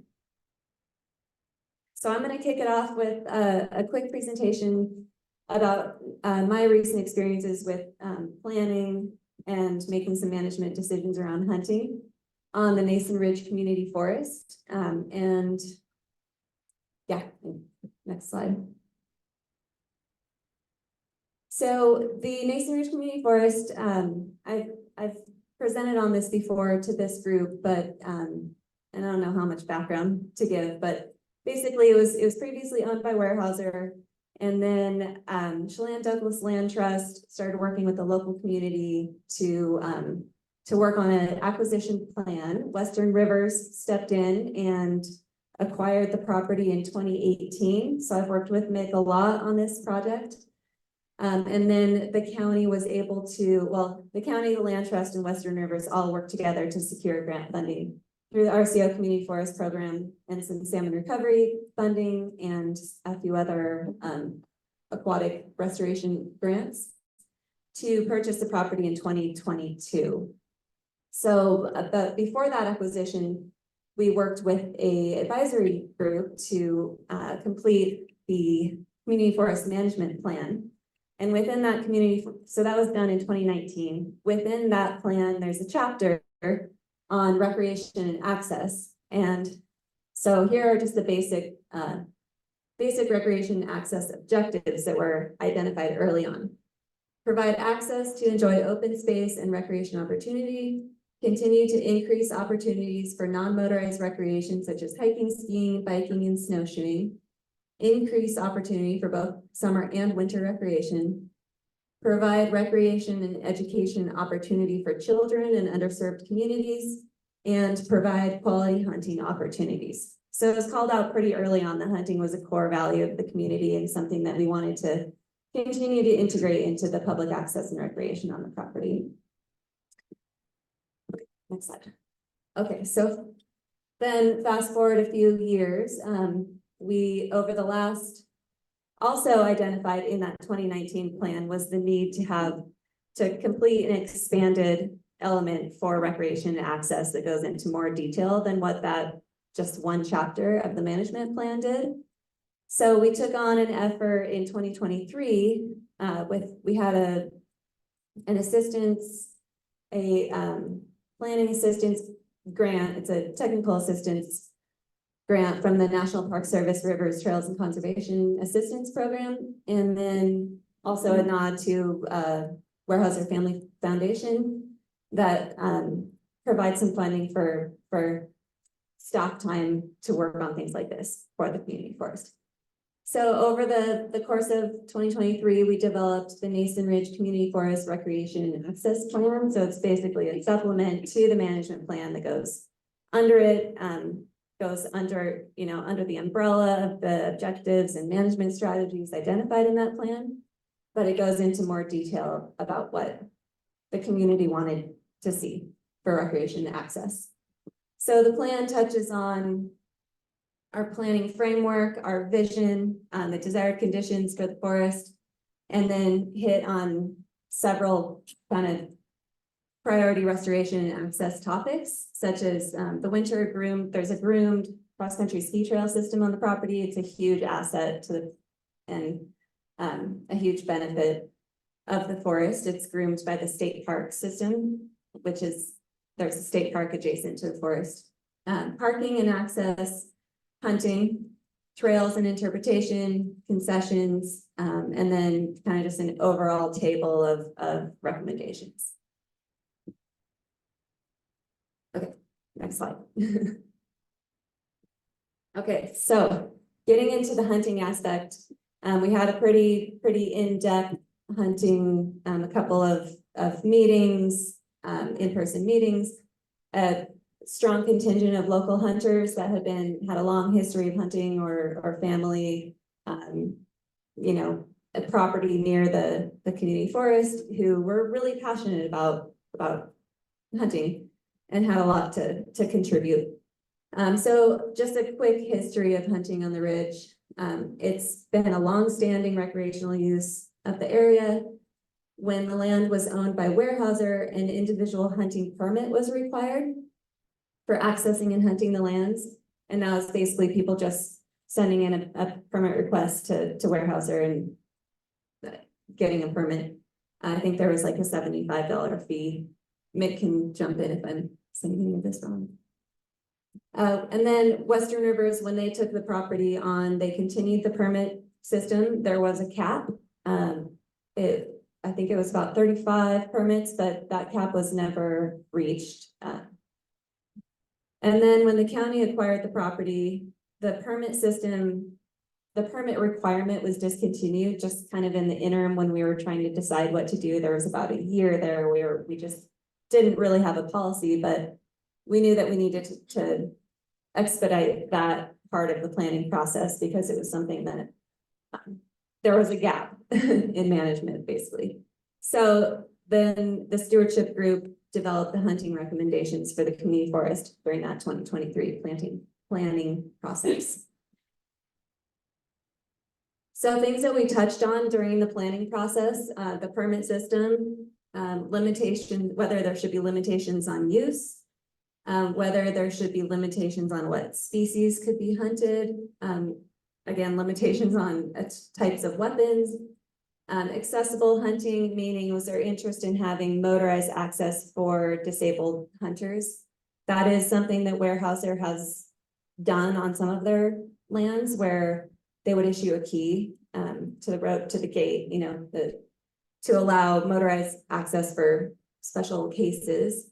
Baiting, target shooting, enforcement, signage, areas of no hunting, land closures, if they're mostly related to wildfire. But if there was any need to close the land, then hunting access would be closed also. And then we discussed the WDFW Private Lands Access Program.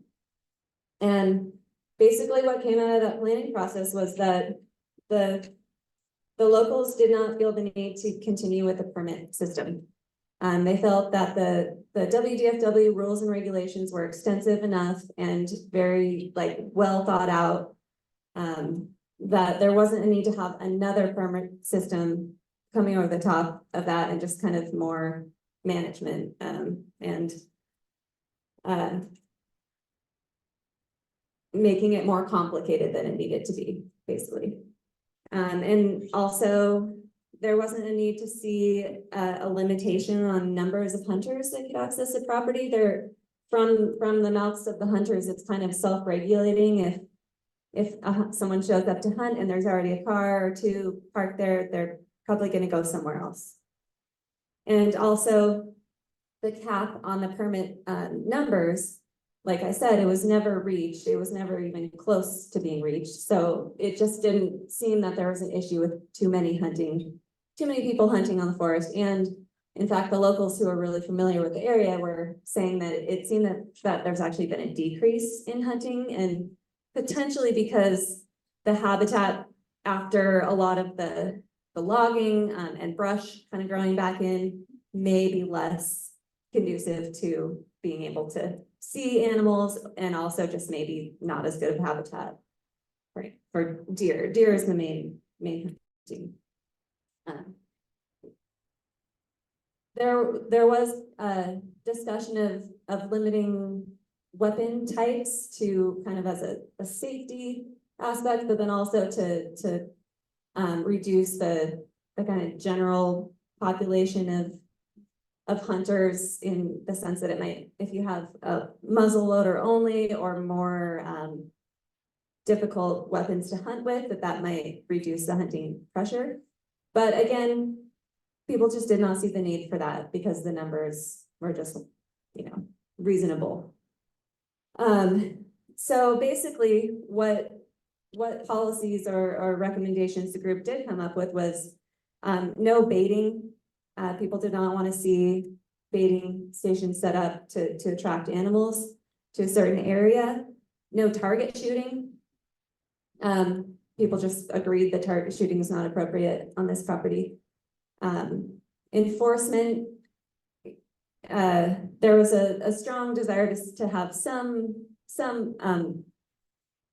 emphasis patrols or just occasional presence to help with poaching issues, and just kind of to make sure people are adhering to the rules and regulations of WPFW. And then no hunting areas. So this was actually something that Western Rivers had also had as their policy, but what we came up with is no shooting within 150 yards of a residence, building, campsite, developed recreation site, or occupied area. There is one inholding in the community forest where there's a private cabin, and that landowner is at the table always, and that was kind of his concern, is he didn't want people shooting around his cabin. So that's really the only structure there is, but that's also trailheads, trails, things like that. So no shooting across or on roads or trails. And then signage will be the priority for managing hunting in the short term. So just making sure that there's very clear signage that hunters will see at access points and be able to see these rules. Next slide. So this is the sign that we have. We're still working on developing parking areas and trailheads. So this is kind of a temporary one that we have, but we do have the hunting sign, and then just the welcome to the community forest sign. So here it just says hunting is allowed on Nason Ridge Community Forest and Nason View lands, that's private inholding. The land trust would like to be contacted for individual permission to hunt on their lands. The land trust also has an inholding in the community forest. Washington Department of Fish and Wildlife hunting rules and regulations must be observed. The area will be periodically patrolled, we hope, but we did say that it will be. And then the following rules: no motorized access. We'd like people to sign in and out and report harvest. No shooting within that distance. Well, I guess we actually have 200 yards from a building or developed recreation site. No baiting, no target shooting. And then we have a hotline to call if poaching is observed. Next slide.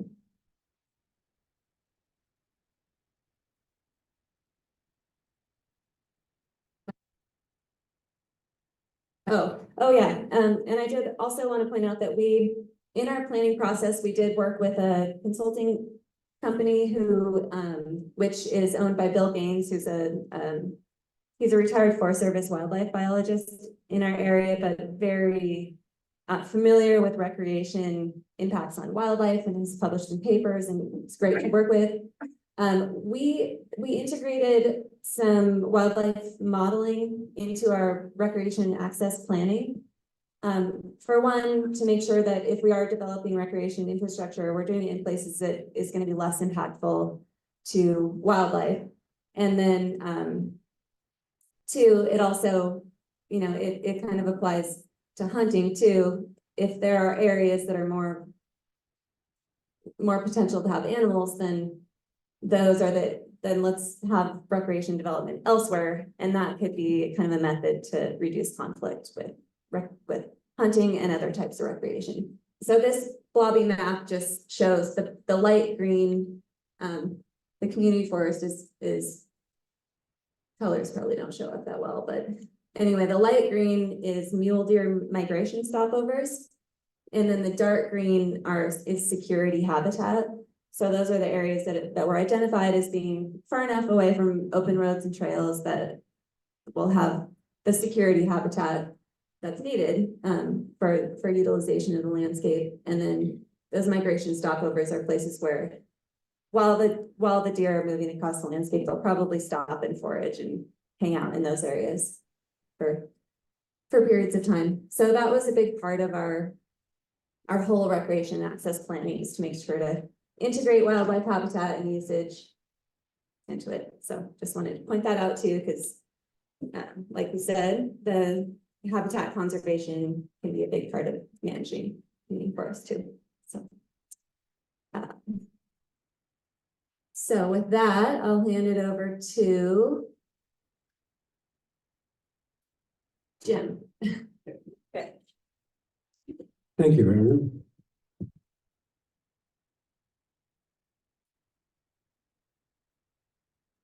A lot of detail that I will not have in my presentation, but the one thing that I guess I do have is local knowledge of this area. I live here, recreate here, and my history here goes back to, I hate to say it, but probably the mid to late 1960s. Didn't live here then, but my family always recreated here, so I'm pretty familiar with this area. My wife and I moved back here 15 years ago, leading the Idaho Wilderness, where we managed a field station in the Frank Church Wilderness for the University of Idaho. And a little bit about OHA, Oregon Hunters Association. We're a nonprofit. We're statewide. We have 26 chapters and 12,000 members. And we're probably the biggest, the most effective state-level sportsmen's organization in the West. We do a lot of habitat protection work. We put both money and boots on the ground into those endeavors and do in between 55 and 60 field projects a year. Okay. So as Kel pointed out in his presentation earlier, which is a really good summary of the Nez Perce background in this area, it's critical, and you can't talk about any element of anything around Wallow Lake without bringing up the Nez Perce tribe. Historically and currently, they are a potent presence. Okay. Okay. Wake up, Daniel. So, as has been brought up and came out in our field trip, cattle grazing is an integral part of the landscape of the moraine in that community forest. And, not huge numbers, but a significant number do operate up there for the summer months of the year. Go ahead.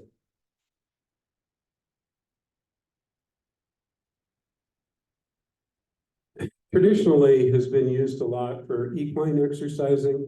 I've noticed since basically COVID, I guess, using that as a benchmark, there hasn't been as much equine exercising up there as there had been prior COVID for whatever reason. I don't think it really pertains to ownership. It's just one of those phenomena. But I would say in our years, living here 2010 to 2020, it was very common to see other equestrians exercising their animals up on the moraine. And actually, this little event here is a group of us that are exercising our stock that are used for search and rescue purposes. Okay. So probably I don't know, it's hard to say what the main form of hunting is up on the moraine. It's transitioned differently over the years, and Vic Coggins is here, who was the wildlife biologist, district wildlife biologist here based out of Enterprise for, I hate to say it, but probably a half a century, 40 some years, but a little more than that, okay. But it's kind of transitioned. Oddly, it used to be a place where people would waterfowl hunt, and they would get up on top of that moraine and pass shoot for geese as they were coming out of the fields, probably more to the east, and going obviously to the lake. So that was one of the early uses that I don't think occurs anymore. Maybe people aren't tough enough or smart enough. I don't know. It's an odd thing that's changed. Big game hunting is something that does occur there, but not in great numbers. I have grouse hunted up there. There's some opportunity. It's not huge. But the one thing that it is it's handy. And for local people that live in Enterprise or Joseph, and you only have a couple hours to go hunting, well, you've been there, a lot of you can make it there quickly and get in a bit of a hunt, particularly on the east side of the moraine. Okay. The signage is of interest. I actually honestly hadn't checked out the trailheads on the east and the west side until I found out or had the invite from Kel to participate in this event. And I was a bit surprised to see the size and the number and the information provided on these signs. There's a lot of it, and it's new, so it's kind of a little bit awkward seeming. Okay. I guess over on the lakeside, I felt like there was like 3 levels of signage. You know, it would be nice if that were a little more consolidated. It's just peculiar to go from having recreated there where there was next to nothing to this layer of signs. And I realize there has to be some of this, but personally, I feel it's a tiny bit excessive. Okay. And that's just a picture of what some of you folks already saw. On the right there is the parking lot that we based out of for today's hike. And on the left is the west side approach that comes up from a pull-off area right adjacent to the highway going by the lake. Okay. So, you know, I don't know, some of you probably aren't old enough to remember this song. It was a pretty good one. Sign, sign everywhere, sign, blocking out the scenery, breaking my mind. Do this, don't do that. Can't you read? I just feel when I see this stuff, and I'm giving you my heartfelt impression of the change that I've witnessed in pretty short order here. And I'm not saying that community forest is a bad thing. I'm just telling you the way one hunter with a strong conservation ethic is viewing what I'm seeing there. And I do have concerns about how hunting and hunters are going to be dealt with, respected, viewed as we move into the future. Okay. So there, you know, is there room for hunting? I believe that there is, but I think it's going to have to take on a bit of a new approach in terms of some specific planning to accommodate for that activity, which obviously has potential conflict with some other uses.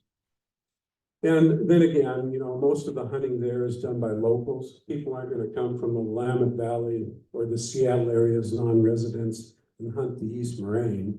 They're just not going to do it. So the hunting is something that is primarily locally based. Okay. So Oregon Hunters Association did provide financial support for this acquisition, and we felt that it was important from a sheer conservation perspective on that landscape. You know, however this works out with a community forest, it's way better than a big housing development up on top of that ridge. That's kind of the bottom line. And our local chapters contributed like $3,000–4,000. It wasn't huge, but we did want to make a statement that we supported this transition.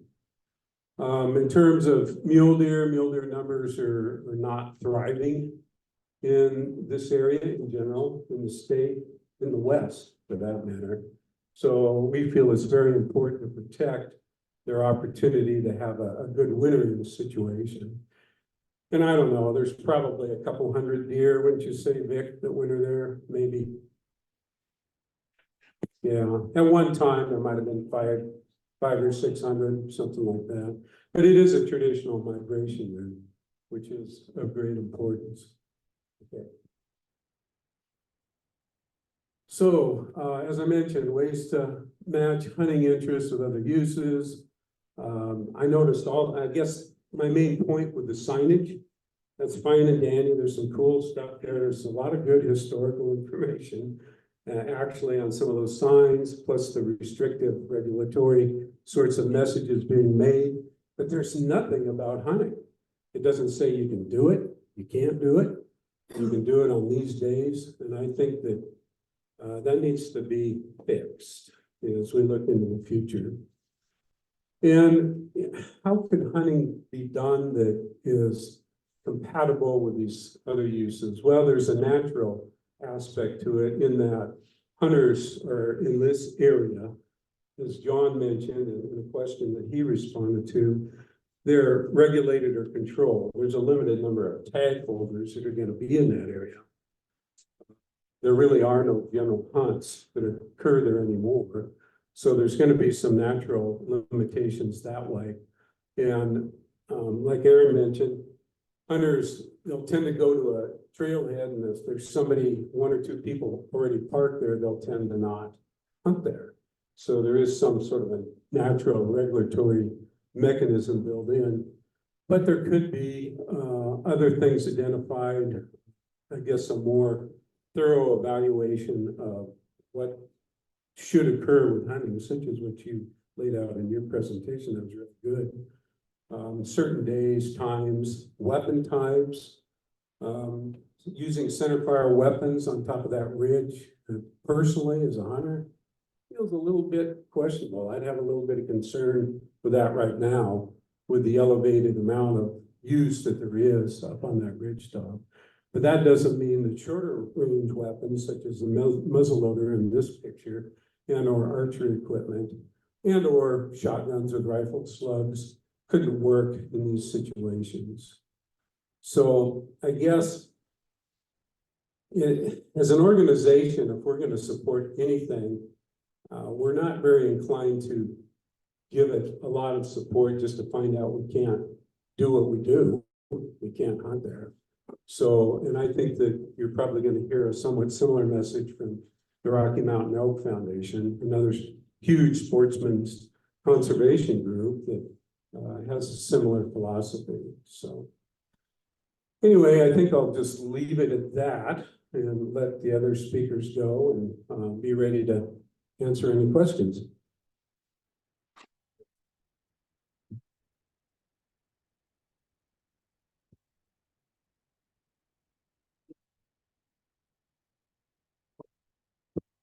Go ahead, Vic.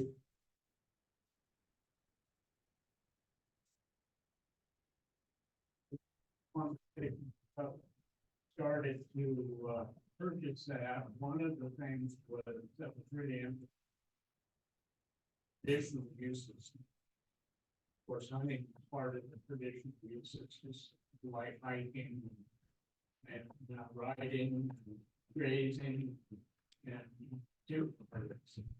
So I guess I think that very strongly that we should honor those, because that's part of it. And I think there's probably in that plan that. Yeah. Well, Oregon Hunters Association has been involved in similar situations with community forests around the state. And it seems like if the acreage is suitable, hunting is allowed, is the tendency. And I think that this situation here is conducive to hunting, but I also think that the types and the magnitude would probably need to be addressed. It's never been a mecca of a hunting spot. It's got a smattering of a lot of different things, but it's not a blue ribbon place to hunt. But it is handy. It does have that aspect.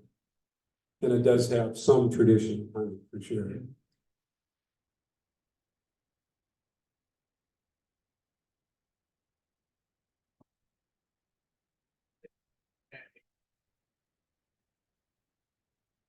Right. And I guess something I was thinking about as we hiked up on the ridge today was it's really a good opportunity for somebody to take youth, daughters or sons on a first hunting trip, just because it's so handy and they can basically, after school. Okay.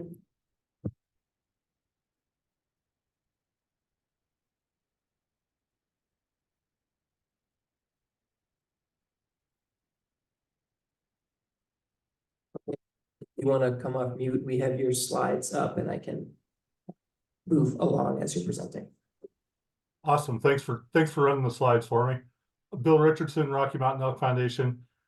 This is our 40th anniversary. We celebrated at Missoula last week. The actual anniversary is next week, the 14th. We'll be 40 years old. Our organization was founded by hunters. 4 individuals saw the development occurring in western Montana and decided that they needed to do something about it to protect elk hunting. Next slide, please. So our mission is to ensure the future of elk, other wildlife, their habitat, and our hunting heritage. And the hunting heritage part of that is ongoing, kind of evolving. We support hunter recruitment, retention, the R3 program. We also support a lot of, lately in the last few years, we've transitioned to supporting a lot of community school hunting programs, trap shooting, target shooting, that kind of thing. So that's been huge. And then I do need to say, as I always do, that the other wildlife component of our mission is actually what really gets us at the table a lot of times with our projects. And some of the questions in earlier panels related to how do you start the steps of acquiring a community forest or a land protection project. And I think that always starts with an assessment of all the natural resource attributes and looking for any T&E, state sensitive, federally sensitive species that you could tell a story about. And telling that story, I think, is key to project development and success. Next slide. So we have guiding principles, of course, and we want to be upstanding citizens and we want to be leaders in our community. So I'm not going to read all these. It's just just kind of a reminder that we do need to put ourselves as hunters and conservationists. We need to put ourselves at the forefront and be good representatives for our community. Next. So we work in many different areas. We're a land trust. We're not a member of, we're not accredited with the Land Trust Alliance, but we do follow LTA standards. A significant portion of our staff attends the Land Trust Alliance conferences every year. So we focus on permanent land protection. A lot of people don't realize we're a land trust. And I think maybe that's because we have a strong habitat stewardship program and wildlife management program. So through our project advisory committee process, and it's got the unfortunate acronym of PAC, but it's not political, it's projects. We fund, we step up to the plate in a big way to help our state, federal, and private partners perform work on the ground and steward the landscape. So whether it's the Forest Service, the BLM, ODF&W in Oregon, WDFW in Washington, CDFW in California, a portion of our funds that we raise in the state comes back to the state and gets distributed to the PAC. The PAC then takes off their agency hats and puts on RMEF hats and works together to choose the best projects to fund for the betterment of elk and other wildlife. And we already talked about a little bit about hunting heritage. We're doing a lot of outdoor schools, again, target shooting, trap shooting, Outdoor Dream Foundation. We've come on in a big way with veterans hunts and disabled veterans hunts. And then the wildlife management is key, especially here in Oregon, where we have the benefit of the Starkey Experimental Forest and Range as our partner in research. That's not to say that we rely solely on Starkey. We do have that components of wildlife management in every state we work in. So a lot of earlier today, I was on a meeting with Pacific Corps, and they're actually going to apply the West Side elk habitat selection and nutrition model to their lands on the Lewis River. And we'll talk about that a little bit, but that science, when we make an investment in science, that investment stands true for many years. But that said, it's always an evolving aspect or a game. So as you develop new science, you develop new questions that generates new science. Next. So I've got a few slides for some projects that were community forest based or had aspects of community forest attributes to them. And I'll start with the Stemilt Basin acquisition. Right in Aaron's backyard. We work closely with Chelan County on this. And I gotta give a tip to the hat. I was happy to see Trust for Public Lands on the earlier panel. One of their studies actually kicked off the kind of the momentum for this acquisition. That coupled with huge ground-based support from the Wenatchee Sportsman's Club really laid the groundwork for this project. I think it was about 4,000 acres. Checkerboard again. Weyerhaeuser was the selling partner. We had a potpourri of funding sources on this. It was one of the most complex funding scenarios I think I've ever seen in my career. And I don't really want to repeat it. So that's why I'm mentioning it, is to get your funding in order. And the further you can simplify your funding, the further you can simplify the strings that will be put on the eventual management of the protected area. So each one of the funding sources came with their own set of strings or priorities, if you will. And so that was a difficult thing to weave through. We did receive some funding from the community forest program of the Forest Legacy program. So a little bit different from, I think, from what the Moraine funding source was, but that did result in a conservation easement that protected the portion of the lands that Chelan County held. A portion, about half of this project actually went to WDFW as well, and to serve as winter range habitat for the Kalakam wildlife range. So a really cool project right in the backyard. And a lot of people think, when they think development, they think houses. The development threat in this was actually orchards and water development. And so this kept the orchards from creeping up the hill and gobbling up even more water resources while protecting winter range, a host of wildlife, and of course, hunting. Next slide. So another community forest that we've contributed to, the Coos County Forest. So Coos County Forestry actually holds quite a portfolio of timberlands, and that ground is available for hunting, public access.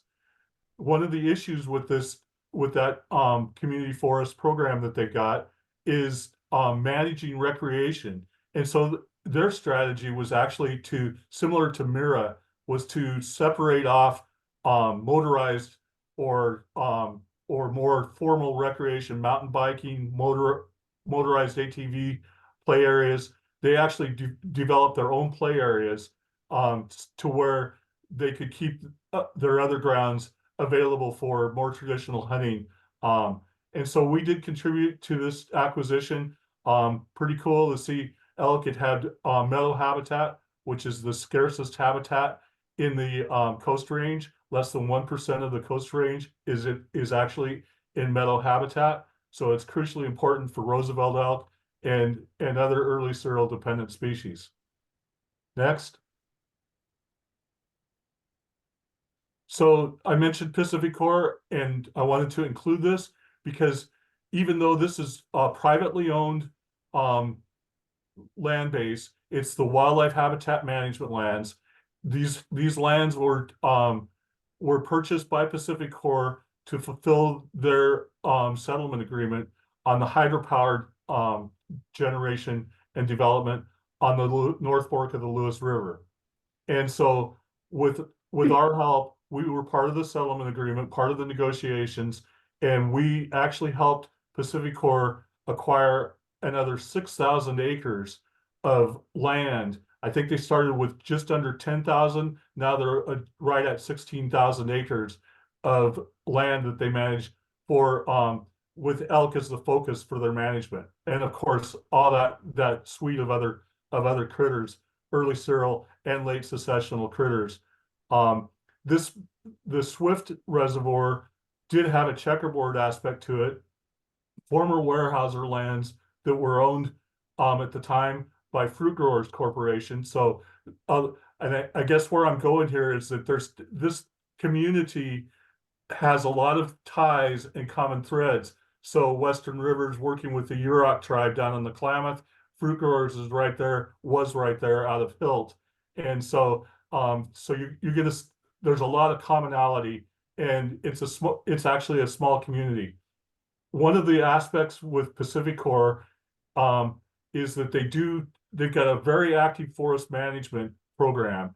And so they've got a suite of habitat that is constantly shifting across their landscape. So they managed to have an early serial habitat component in place of about 30% of their land base at any one time. And they're unique in that they manage their forest such that they can put an early serial habitat component into a forest stand for about half the life of the stand. They're on about a 60 to 65-year rotation.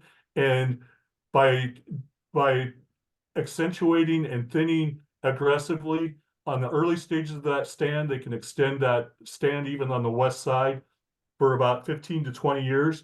And then they can do some commercial thinning where they work to open that stand below 35% crown closure. So they're putting sunlight back on the forest floor and extending that early serial habitat component, rejuvenating the shrub and forb community in the understory. And Jim mentioned other hunting, like alternative hunting methods or types to manage weaponry. And that's definitely been in play.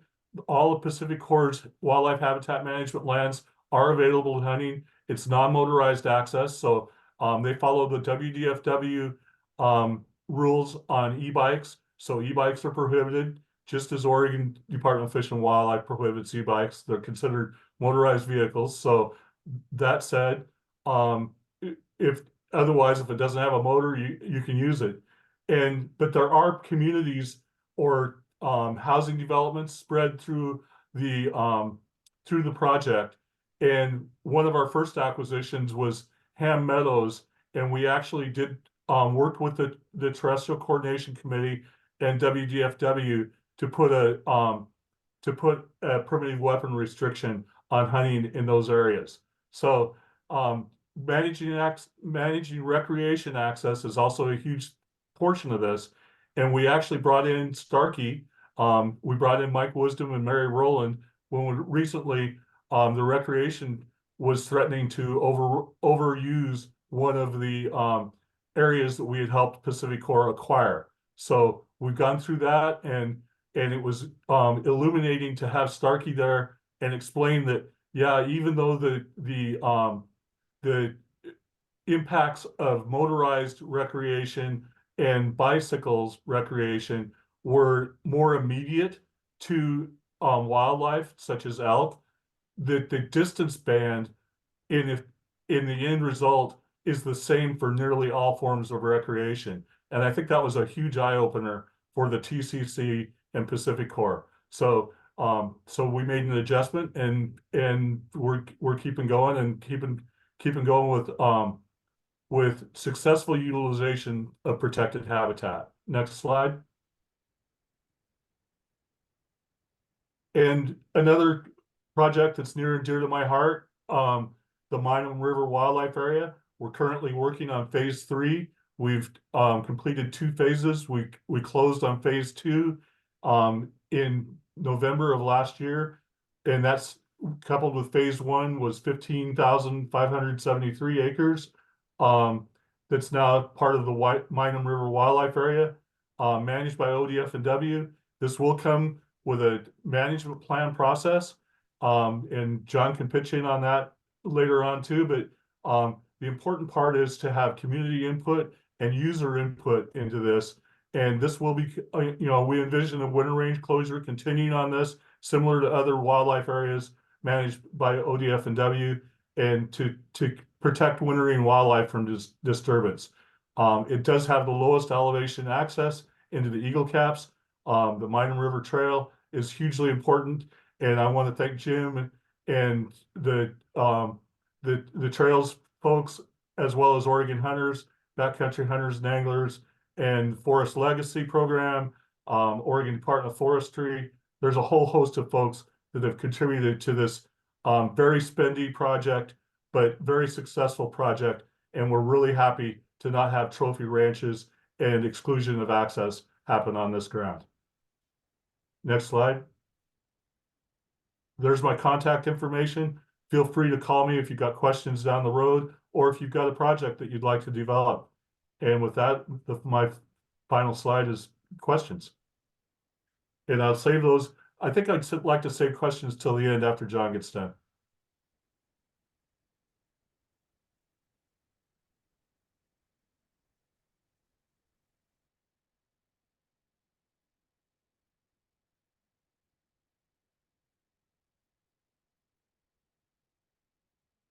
All right, thanks, Bill. I'm not going to really cover community forest. I'm going to be more specific about a program that the department has that can help implement recreation, specifically hunting, recreation, and habitat projects on both private and public lands. So it is applicable to community forest, but it's equally applicable to private landowners. Go ahead. So the program's called the Access and Habitat Program. Go to the next one. I'm going to cover a little bit of the history, the funding opportunities, the grant process associated with it, and then we'll just kind of touch on past and current projects. Go ahead.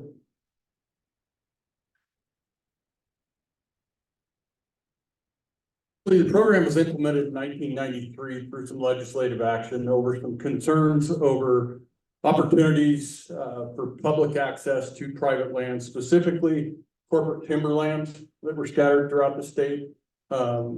Access was declining to the general public. There was concerns over whether those companies were going to go to a bee hunting type of structure, scenarios like that. So mainly Western Oregon is what initiated it. But what I will tell you is we have a strong contingency of corporate timberlands in Northeast Oregon as well. Between Manulife, there's some green diamond ownership, there's some southern pine plantation ownership that exists as well. Go ahead. Again, it was the corporate timber industry folks that really kind of triggered this movement. And we wanted to kind of get out in front of that before it turned into a fee hunting or potentially a scenario where the companies were selling access fees themselves. Go ahead. This is just an example of some of the smaller scale private lands that were also being affected. We were seeing a lot of resource damage on private lands, not necessarily from hunting presence, but from just folks that were looking to get out and find some general recreation. Obviously, this is, some off-road use, that occurred on private land. So we were seeing some of the smaller scale private landowners also who were losing a willingness to allow public access, to that land base for hunting. So that was another, category that kind of triggered the mechanism to introduce the legislation. So the main goals of the program, obviously, it's an incentive-based program to improve wildlife habitat and public hunting access to private lands and state lands or public lands. We wanted to recognize and encourage contributions that landowners made to Oregon's wildlife. Those are not always, financial contributions. A lot of times those are in-kind contributions. It could be in the form of grazing plans, their own noxious weed control programs on their landscape, wildlife friendly fencing, spring developments, any of those would, we want to recognize that because as a private landowner, that's a tremendous burden that you're putting on them to benefit Oregon's wildlife. We also wanted to provide a cooperative working relationship between landowners, hunters, and the department. A little bit on the funding. The important take-home message for this program is 100% funded by hunters. It comes from a $4 surcharge on every hunting license that's sold. And then, which, as you can see from here, I wouldn't quote me on these figures, but it's 66% funded by the hunting surcharge. And then we have a total of 20 auction and raffle tags that are auctioned off over the course of the year that generate revenue. Great example is our combo tag sold last weekend at the Oregon Hunters Convention. I believe it was $185,000. It's for deer elk combo tag. It's the highest it's ever gone for. So there's a tremendous amount of interest in the program from that level. The other thing it does is I get a small portion of license dollars that comes in the form of deer and green forage money. Basically lets me do habitat improvement projects on public and private lands. The program automatically gets a 15% cut out of that allocation so that there is some dedicated funds going to the ANH program as well. So it just kind of helped jumpstart the funding scenario. About 1.275 annually.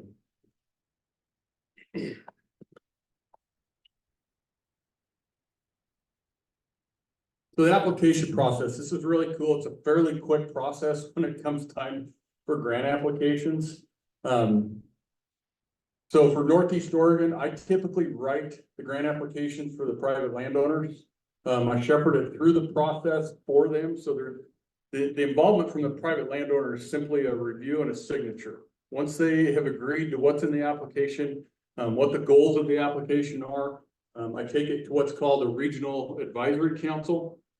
They'll give a project recommendation back to me. It then goes to the state ANH board, who recommends it for funding or no funding. Depending on the recommendation that comes out of the state board, final step of approval is a nod of approval from the ODFW commission. Following that, simple grant agreement between the landowner and the department. It's a fairly quick process. A lot of times we can push these through in under 4 months. So it's fast considering some of these programs, it's years invested in getting something established. Go ahead. These are just some examples of habitat projects that we do. The cool part about this program is there's no match requirement for this program. So if a landowner wants to throw financial match at it, they can. A lot of times I'll use in-kind match to help with projects for spring developments, weed programs. It could be forage plantings, wildlife friendly fencing, juniper removal in Baker County is a big one right now. I have a 1,000-acre project going down there with a landowner right now.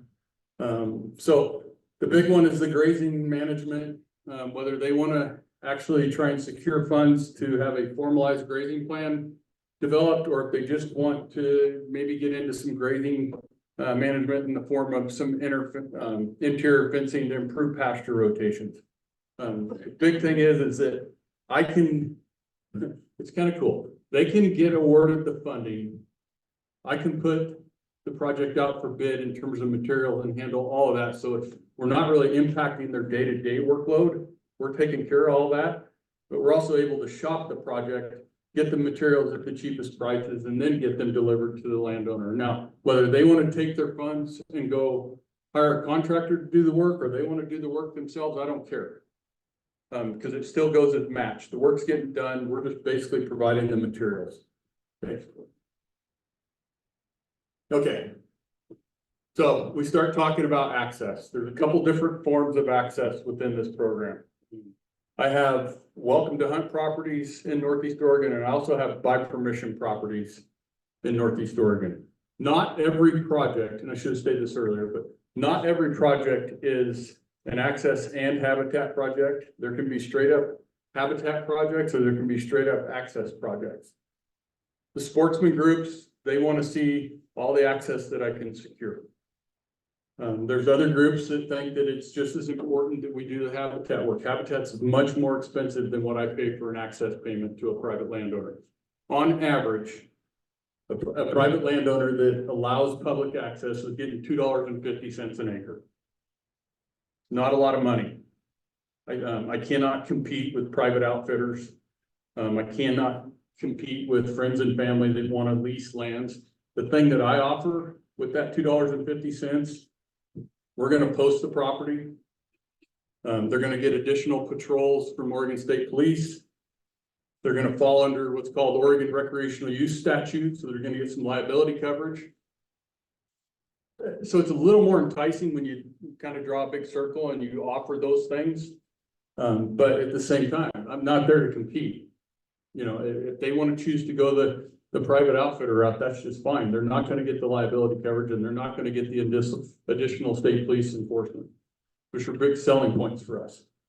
The second one, tribal management areas. Manulife is a large owner in Northeast Oregon, just under 300,000 acres. I have 5 formal travel management areas with that corporation.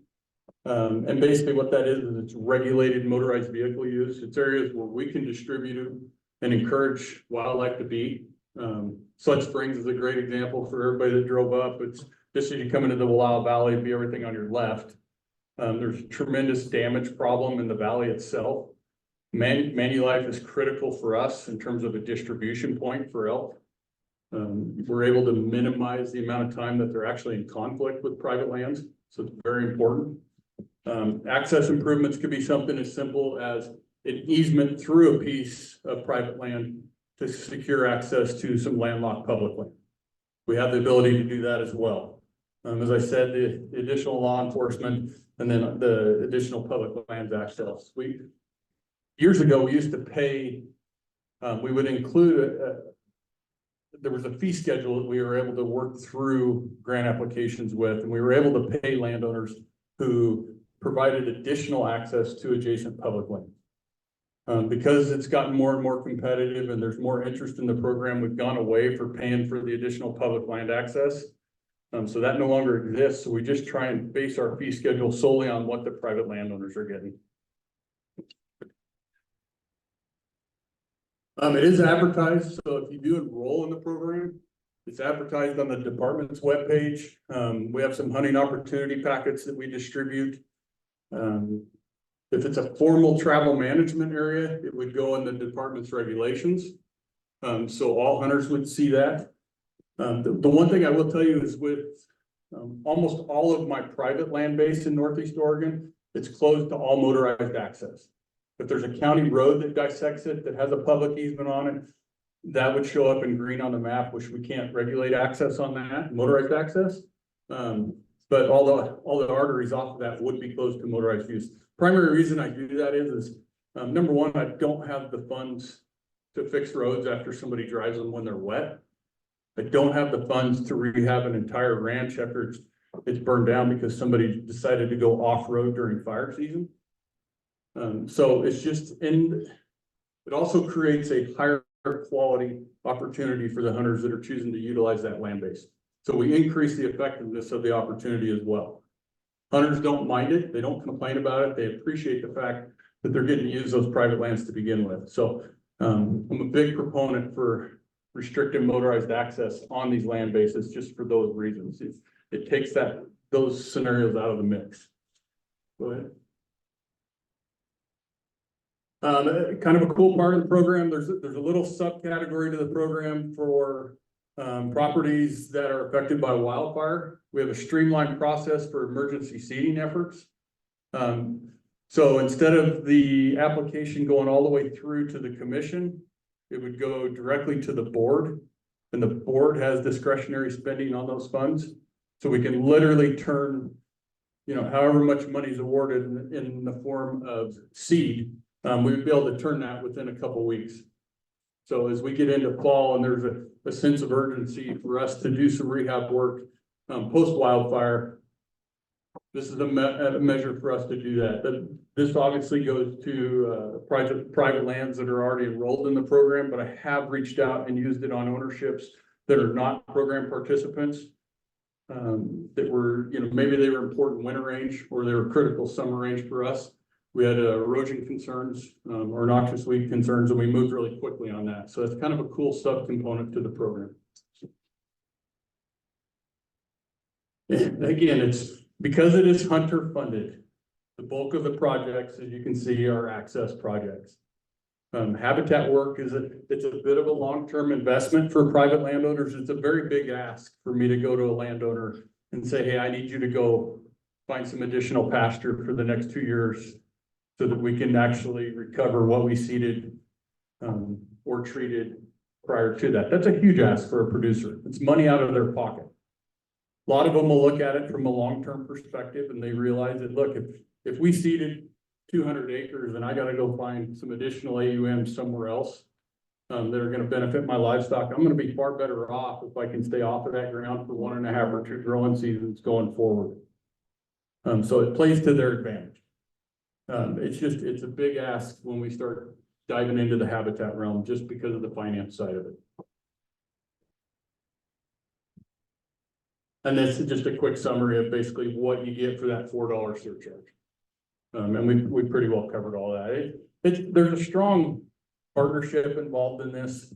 RMEF, OHA, Backcountry Hunters and Anglers, Turkey Federation, all the sport groups in some form or another are participating in projects. It's usually at the habitat level. Usually try to not tap them for additional access because they've already paid for it. But if they want to get on board with habitat improvements as we go forward, then all the more reason to include them. I think that's it for me.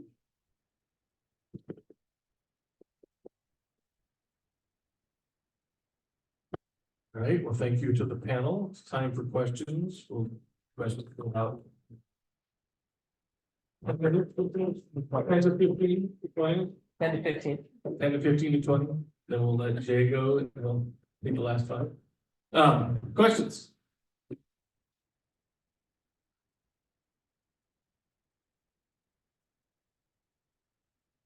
Too good.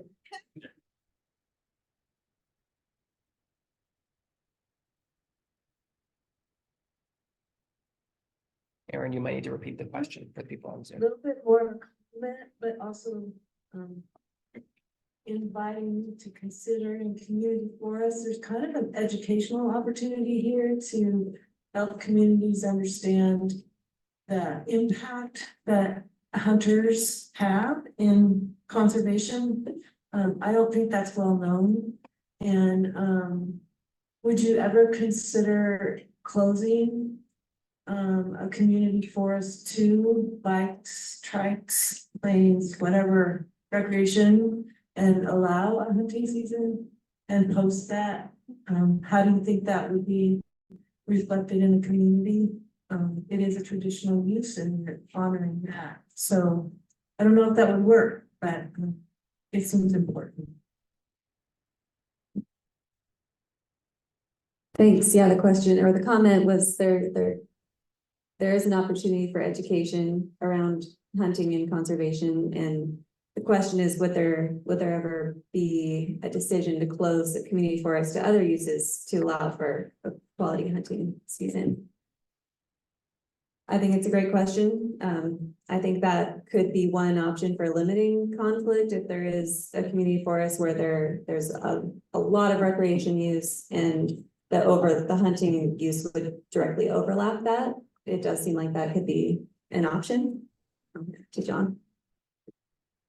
Yeah, it's interesting, because I think one of the things that comes into play, especially with the moraine, is you start talking about hunting heritage in Wallowa County, and you can go back to sometimes 5, 6 generations of family members that have utilized that property or other properties. And there's a sense of entitlement there. So you really get into this business of managing users, and Josh knows this better than anybody with Mira. You know, you have ATV groups, you have mountain bike groups, you have hikers, you have equestrian. I think, you know, in terms of the moraine, I think the thing that comes to mind with me, if I was gonna lay that program out, I would probably introduce a weapons restriction, just because you are so close to the lake. You have so many, so many different forms of recreational use already occurring. So I think that makes sense. I think a muzzleloader archery scenario plays out really well there. I don't think you need to worry about whether it's a welcome to hunt or by permission, because I think that's gonna regulate itself. Folks are gonna show up. There's gonna be somebody there walking their dogs. You probably saw all that today. I mean, when we were sitting on the lakeside today, there was half a dozen people with dogs and that went up the hill. So it's gonna self-regulate. And because we operate in such a tight controlled hunt scenario, I just don't see a ton of use occurring there. I think it's gonna be more, as Jim stated, more the local folks that have some history and knowledge of it. You may see some use early in the spring from turkey hunters, just because they're itching to get out. They've been cooped up all winter, and they're limited where they can go because of the weather. So I just think that scenario plays out really well. You know, whoever's managing that is gonna feel some heat though when somebody shows up with a high-powered rifle and there's half a dozen people walking the dog.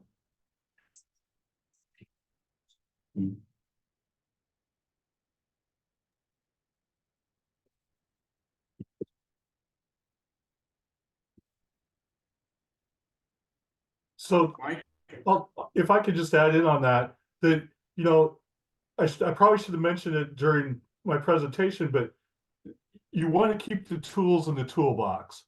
And so we actually, if hunting is going to be precluded, or it's going to be a preserve type situation, I probably field about 8 to 10 requests a year on that. And we just won't start a project if hunting's not going to be in the picture. We're not going to force a landowner to hunt a property. I've got a couple conservation easements where the landowners don't hunt.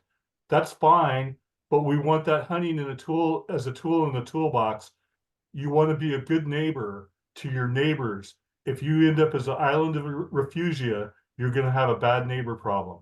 So that's one of the core reasons for that. My comment, I guess, was I believe that the rest of that area has been taken out of any refuge. And so you could have the moraine with restrictive regulations and some actually law that allows, hey, if it was okay with the landowner, if you center fire rifle to shoot a deer, that could be a real issue. I guess my recommendation would be to see what happens. Again, those are signed, it is related property. Yeah, I assume everybody could hear that. Vic's, I guess in summary, your comment was let things play out to a degree. But the way things are regulation wise, I feel that there still needs to be some indication in all the signage, something about hunting. Even if there was one of the depictions I know on that east side board showed, well, it had, for instance, people must have their dogs on leashes, equine were okay. There were some things that had slackness, and there was no logo to indicate what the opportunity was for hunting. And I don't know, maybe we missed an opportunity a year or two or three ago when the plan was being put together to contribute more, although ODFW was at the table, I believe, on that. So, and to me, it needs to be there on what is allowed. Real quick, there's an online question. Does the Rocky Mountain Elk Foundation focus on core geographical areas for its work, or are they open to projects wherever they pop up? That's a great question. We do focus on core geological areas, or maybe more core elk areas. So in Oregon, we focus on Roosevelt elk. Roosevelt elk is a national priority for us. So we follow the same protocol as the state agency. So even though Boone and Crockett says that anything east of I-5 is not Roosevelt elk, that's not how ODF&W defines it. So we use ODF&W's definition. It roughly follows Highway 97 up north. That transitions to the Pacific Crest Trail when you hit Washington. So in Washington, the delineation is the Pacific Crest Trail, if you can kind of put that picture. And of course, in California, it's the same thing. I believe it's the Pacific Crest Trail. So Roosevelt elk. In Oregon, again, the area of the Blue Mountains Elk Initiative is our priority. So we do work outside of that area, but Roosevelt elk, Blue Mountains Elk Initiative area within that Blue Mountains footprint, that's our priorities. We do work outside of there. We've done stewardship work down in the Steens. We've generally avoided having a major impact in Southeast Oregon because we've worried about the promoting elk over mule deer. So we have avoided that. We may step into that because we're concerned that that mule deer truthfully need more advocacy and more focus. So we're probably going to be working more heavily in some of that sage step. In Washington, besides Roosevelt elk, the East Slope Cascades has been a huge priority. So we were one of the partners in the Yakima Basin Integrated Water Plan. Got many projects. I think we've worked with TNC and other partners to, I think we've permanently protected about 130,000 acres on the East Slope Cascades. And then the Blue Mountains, of course, as it crosses into Washington. And most recently, the Washington Department of Fish and Wildlife requested that we add the Selkirk elk herd area in Northeast Washington as a priority area, both for wolves and a growing elk population. And we did that because we follow the state wildlife agency lead, whichever state we're working in. Thank you. So I'm a non-hunter, although we need to have a community conversation about the lands that we manage, and I want to make sure that that's an inclusive, effective conversation. There's a lot of interest in access. The previous landowner, the Timber Corporation that owned the land, I think they had a contract with a private hunting club. And there's signs all over the place that it's Wilderness Unlimited. And like I said, I don't understand the context, but do those private hunting clubs have a role to play here, or do we want to not have those relations? Well, you're gonna exclude access if you Better repeat the question. Yeah, the question was, is there a role for private hunting clubs in these conversations? And I would tell you, you're gonna exclude access. That's a pay-to-play scenario for those private lands. Or even for your community forest. If you chose to go that route, they're gonna, if a hunter shows up, they're gonna be forced to purchase a permit.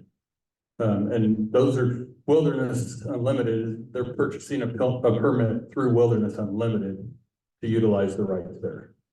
So it makes it difficult.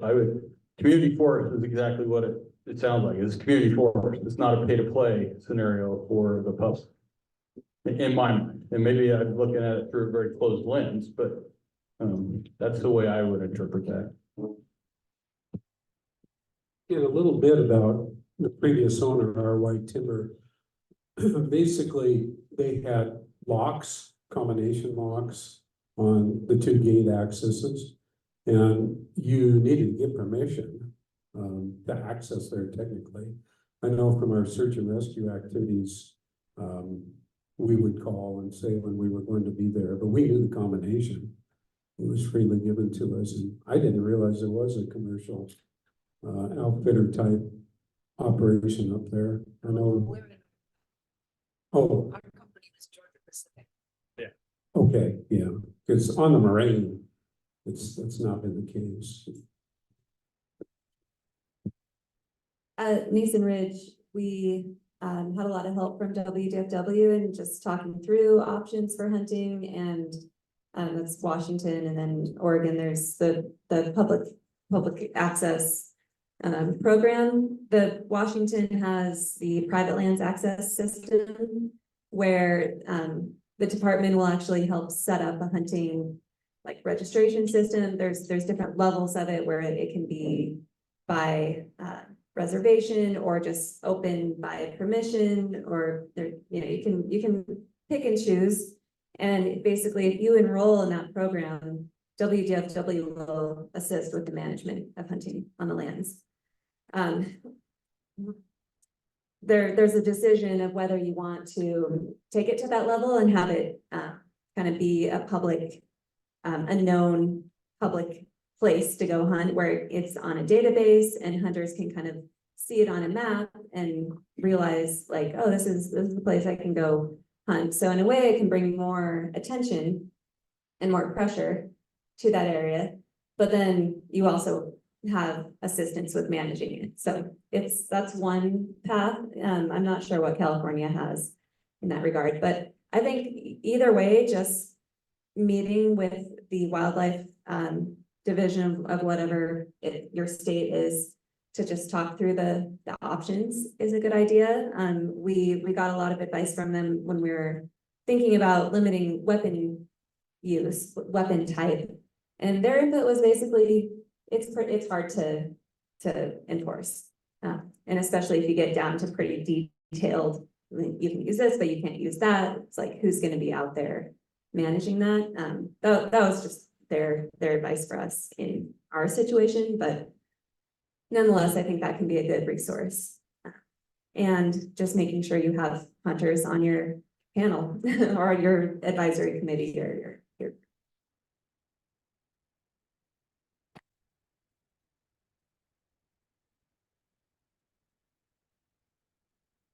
Just to follow that up, Aaron, we talked about this a little bit. We're in a pretty similar place, and John, I'm just curious as to any advice or thoughts you would have where we had a community conversation, similar size, ownership, though scattered between 4 different blocks, very much like Jim described in terms of handy to hunt, but not a destination by any stretch.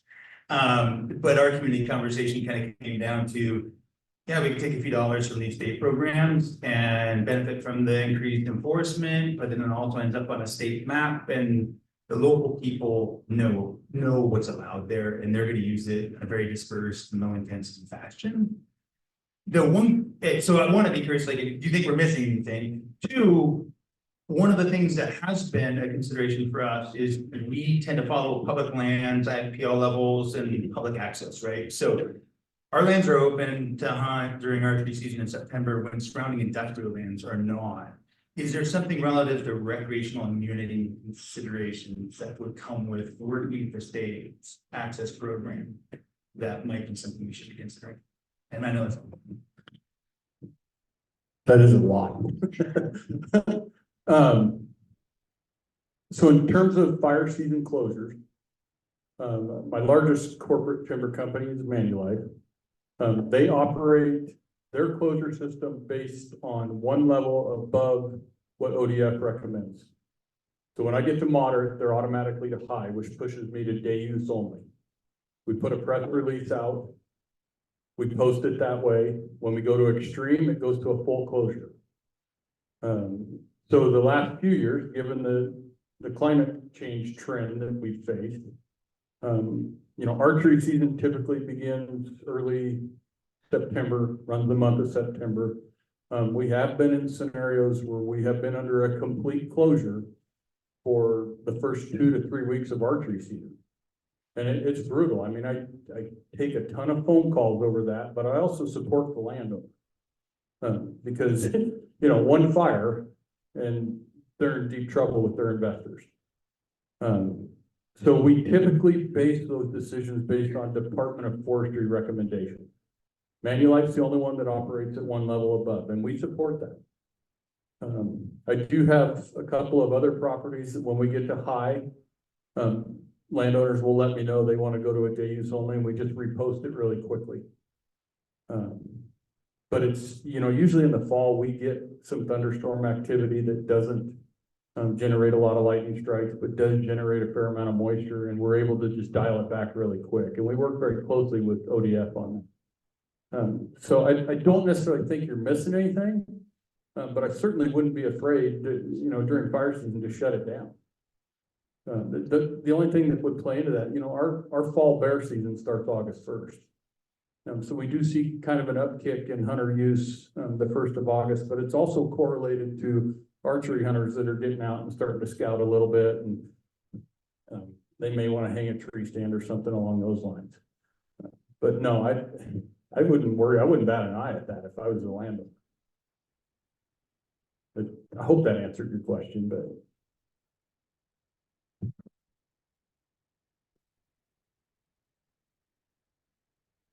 Well, thank you.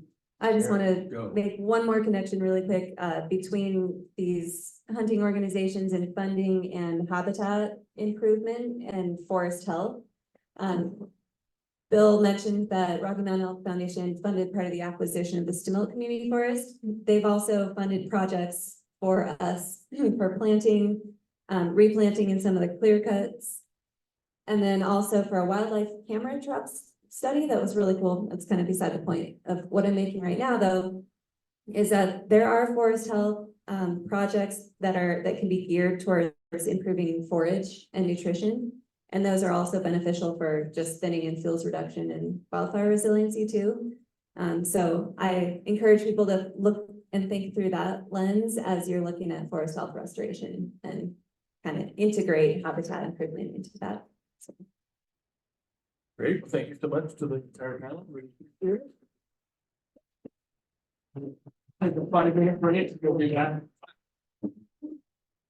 Well, at like 4:22, and we have one more speaker for the day.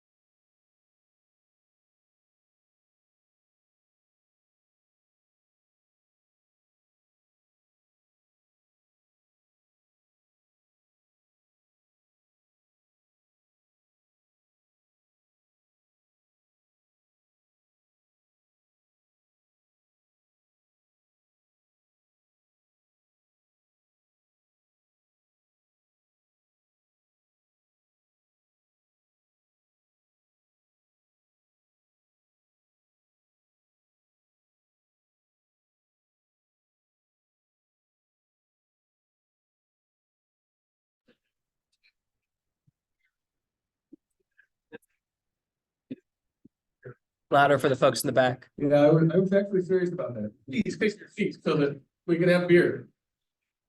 More better beer, wasn't that the last time we all got together? We're gonna make a t-shirt. I think you're standing in front of the speaker, so that's. They just don't care. They're just ignoring you. Don't make me sing.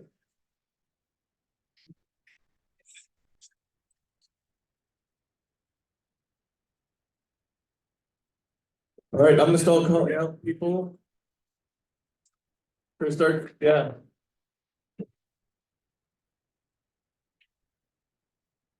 John, Aaron, folks, please stop talking so we can get started. I'm gonna turn over the MC duties to Steve Rigdon to introduce the next speaker. Shug Pachwai. Winnickshub Walkley. Kushapko Tuki Steve Rigdon. I'm the Tribal Partnership Resource Stewardship Manager with Sustainable Northwest. I'm a proud member of the Yakama Nation in South Central Washington. It was a privilege to be with all of you the last few days and look at community forests. I think one of the very common threads, ideology is that we all come from a sense of place. And if you go through back time, these lands or forests, we have very intimate relationships with them. And we have traditions, generations, families, cultures, identities that we connect with where we are. And as a community forest, that really embraces that opportunity. And so I want to thank you all very, very much for being here at 4:30 in the afternoon after a long day and a wonderful hike. But you're still engaged. And I think that demonstrates your commitments in on our journeys to pass on what we've been gifted. And it's a responsibility. It's a huge responsibility that we maintain those habitats, that way of life, the benefits that, you know, the natures provide us. And as Indian people, we've known that, and it's been passed down from a very young age, from our ancestors to our elders. And as we navigate life and schools and churches and institutions on how we blend those opportunities together to create something better. And, you know, being there today was a very epic moment with the Nimipu ancestral lands and how they have been here for millennia. And it's sacred and it's shared. And so it's been shared again. And the opportunities with the community forests, not specific to where we're at, but in the whole, you know, country, are an opportunity to share those stories so that we uplift our communities and our way of life, because it does matter. There's a lot of purpose to it. There's a lot of value to it. And the ones of us that are advocating for it, working towards it, doing our part, staying late in the afternoon to still talk about it, engage about it, you know, give a lot of appreciation, gratitude for your efforts in this space. And I'd like to introduce Mike Lithgow with the Kalispel tribe. And last year, or 2 years ago, they were, you know, showcasing their forests. But Mike's bio is, Mike is the Information Outreach Coordinator for the Kalispel Tribe Natural Resource Department and has worked with the tribe since 2016. Mike's role with KNRD includes connecting students with the Indian Creek Community Forest, supporting regional efforts for salmon recovery with the Ponderay watershed and across the state, and facilitating community meetings and helping out on the numerous habitat restoration projects that KNRD and the tribe are working on. And so I want to thank Mike for making this time through the Zoom. And we'll take questions after that, but again, thank you for all being here and giving your undivided attention.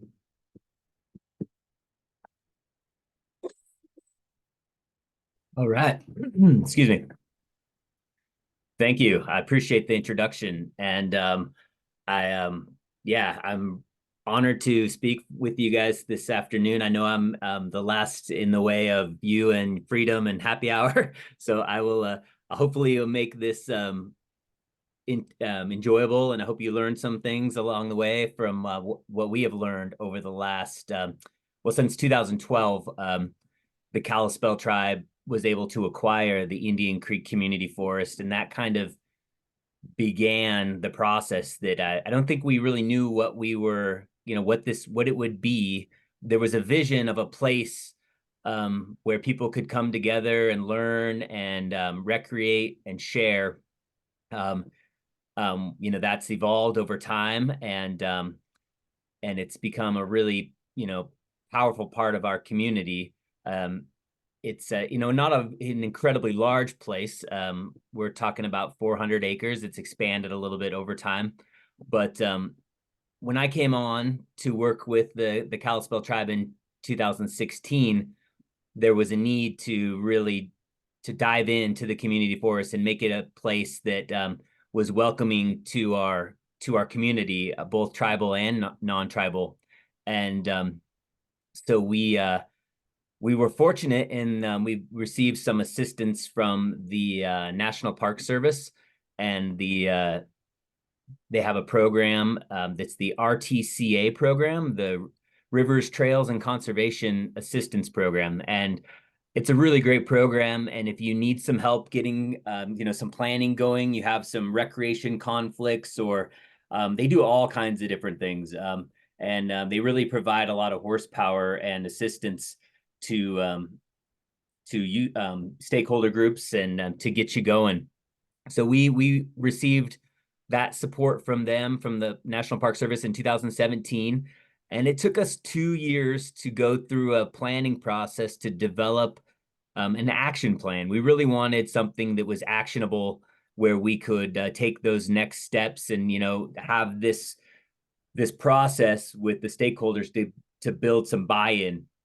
And so, unlike, I think, every community forest is obviously different. And sometimes, tribes will probably be stakeholders and participants in those planning processes. And I think if they're not, they should be. Tribes have a lot of value to add to the process. And as a member of the community, and in this case, we were kind of leading the charge. And we were inviting, folks to the table, and it was important to us that they not only felt heard, but they were, actually heard, and their thoughts and ideas documented through this process. So let's see, you want to switch to the next slide? And all of that, started, we wanted to really kind of start from the top down and help let the folks build a vision and a mission, some sideboards, if you will, of, do we know, as we go along in time, this community forest is going to be here a really long time, hopefully generations. And we wanted people to know why it was created. What was that vision that the Kalispel tribe had back in the day? And so these words were important to us. We wanted to make sure that they encompassed, it's hard to encompass these things in words, but this is our best shot at it. And we felt like it did a pretty good job of portraying, the future we wanted to have at the community forest. So as we move forward through the planning process, we had a series of workshops, a lot of facilitated activities with the Park Service staff. We with the goal to have a big, grand opening, if you will, when we wanted to invite the entire community out to share a meal and to, you know, really get more familiar with the community forest, because people don't utilize things they don't know about. And we were, you know, we really hadn't done a very good job of spreading the word about the community forest because we weren't really ready. You know, we didn't have some of the key infrastructure in place, the bathrooms and the parking and signage, things that we wanted to make sure that people, so that we would set people up for successful use of the community forest. And so we went through that planning process. We had, you know, we felt like we were at a good point. So we had an open house where we had Indian tacos, and we all we did some nature hikes together, and there was lots of presentations. It was a really awesome experience for me, and I felt like it was value added to the community. But yeah, so that I felt like those 2 years, you know, 2017 to 19, it really put some meat on the bone of what this community forest was and what it could be. And so we after that, you know, the planning ends, we put everybody eats all the food. Now the real work begins, right? And so that's why we wanted to have an action plan to hold us accountable and hold our partners accountable as we move forward. And if you could go to the next slide, please.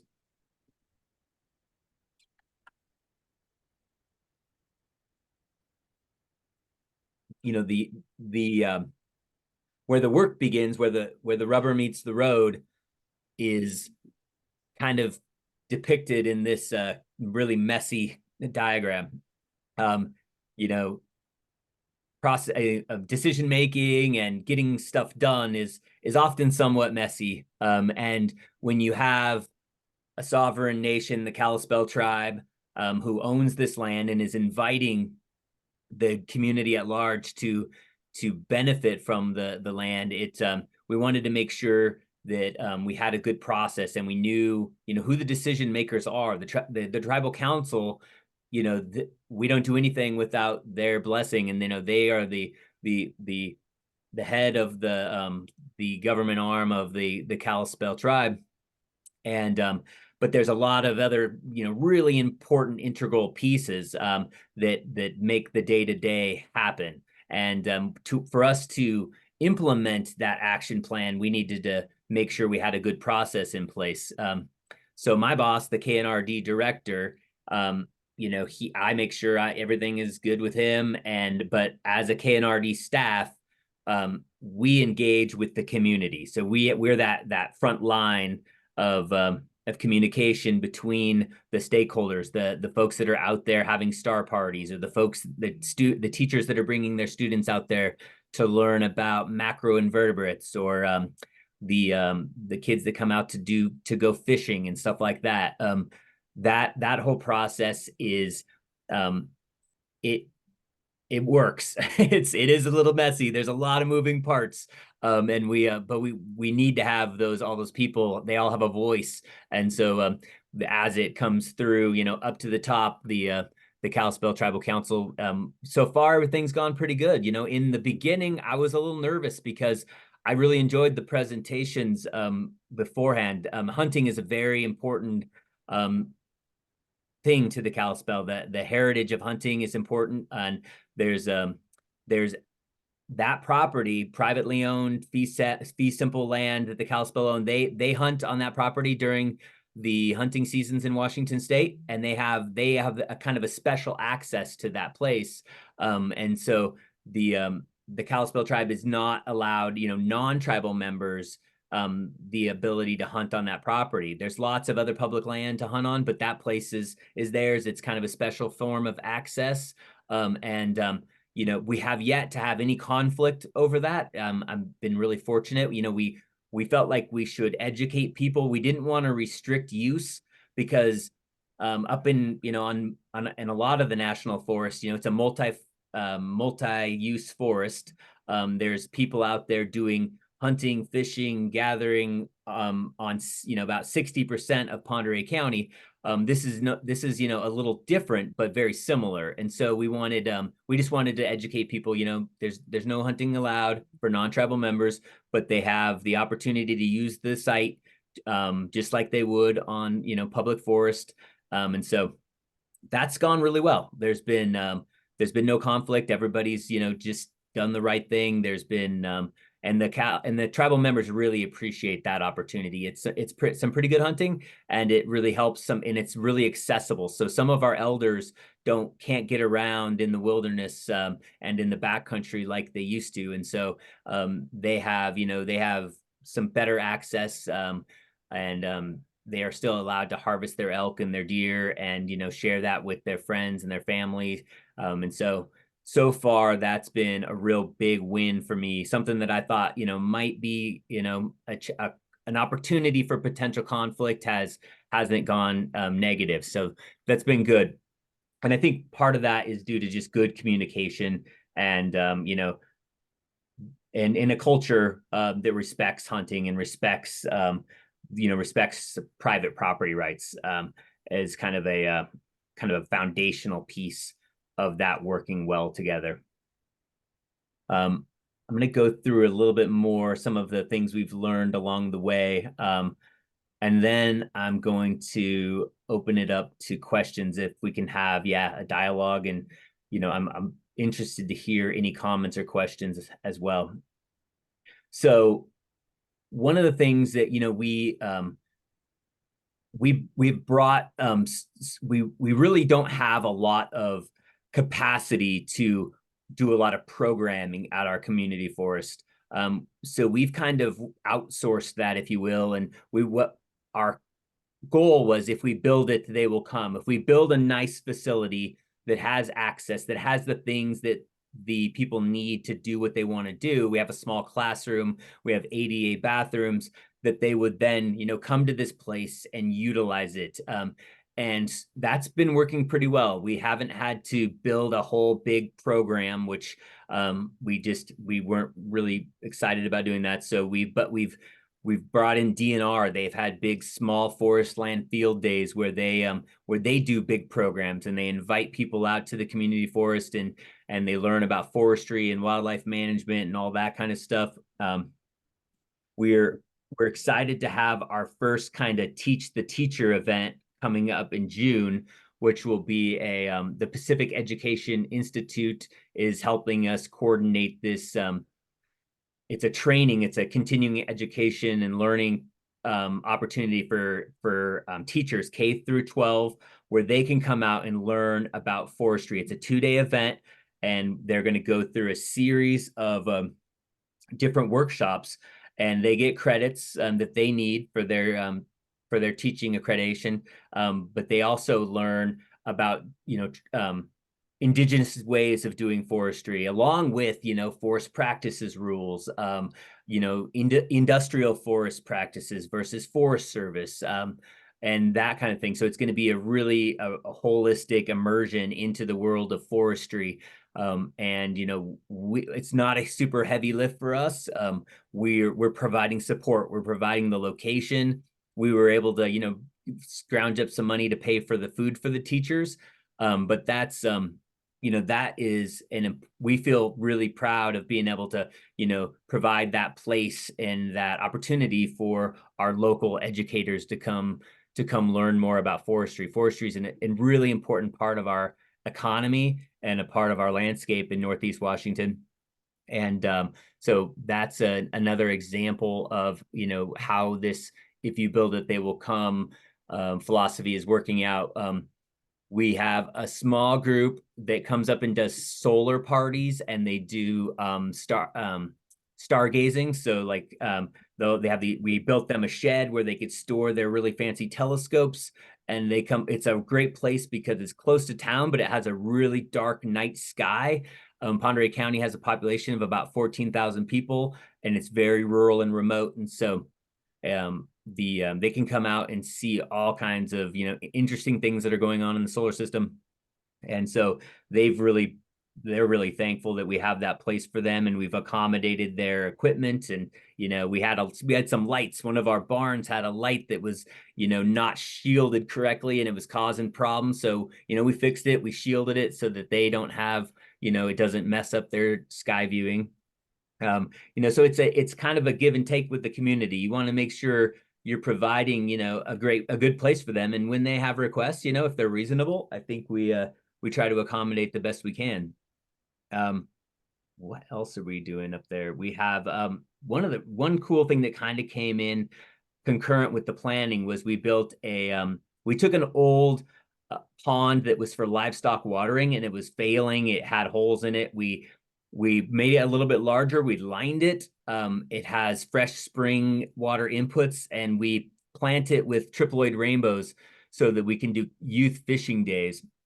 And so that's been a real big hit. The kids love to come up and catch a really nice big rainbow. They get to take them home and eat them, and they cut really nice. So that's been huge. We've been really, really fortunate to be able to provide that opportunity. Hunting is really important culturally, but also fishing, being able to go out and and provide your own food and gut it and then take it home. And those kids feel pretty cool when their parents get to cook their their big 5-pound rainbow for them. So we've been really excited about that.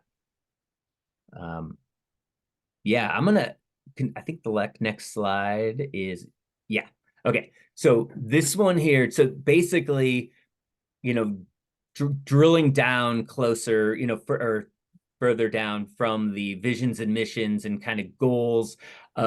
We wanted to make sure that all the projects, everything that we started to develop and the trails, all that kind of stuff, it really met all of these criteria.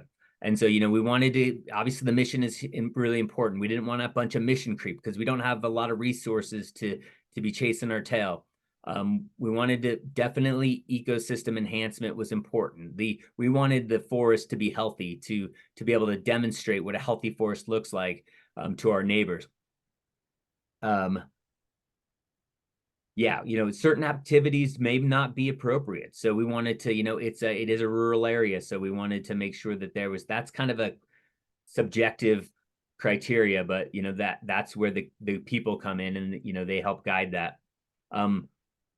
The community really desires to understand more of the Kalispel culture. And so we've tried to include Kalispel Salish dialect in signage and, in our interpretation so that we can share not only the culture and how some of, the land was used or the resources were used, but also the language. Language is really important. And to get that back on the land, we've used that as a site to do that.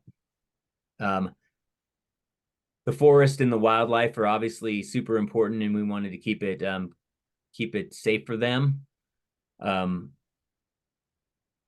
Good community engagement. So, the Kalispel tribe is very integrated. All the kids go to school at the school with the non-tribal community. The Pondere River bisects the reservation, and there's a lot of important relationships between tribal and non-tribal community members. And so we wanted to reach out and embrace our community. A rising tide lifts all boats, and we wanted to show our community that we have pride in our land, that this place is a place for all of us, and that we can all have a sense of place there. And that really drives down to that last one. It benefits the local community. That's all bolded. The local community is the most important community to us. It's in our backyard. It's part of who we are and what we are. So that's those criteria were really important for this group to make sure that all of those boxes were checked when we selected projects. Anyway, I'm gonna leave it there and give us enough time for question and answer so that we can then we can go. And I wish I was there with you guys. I'm up here in Northeast Washington, which is beautiful up here today, but I would have loved to be able to come down to that Blue Mountain country and celebrate with you guys. But I had a bunch of duties here that I couldn't escape. But thank you for having me virtually. And yeah, any questions or comments?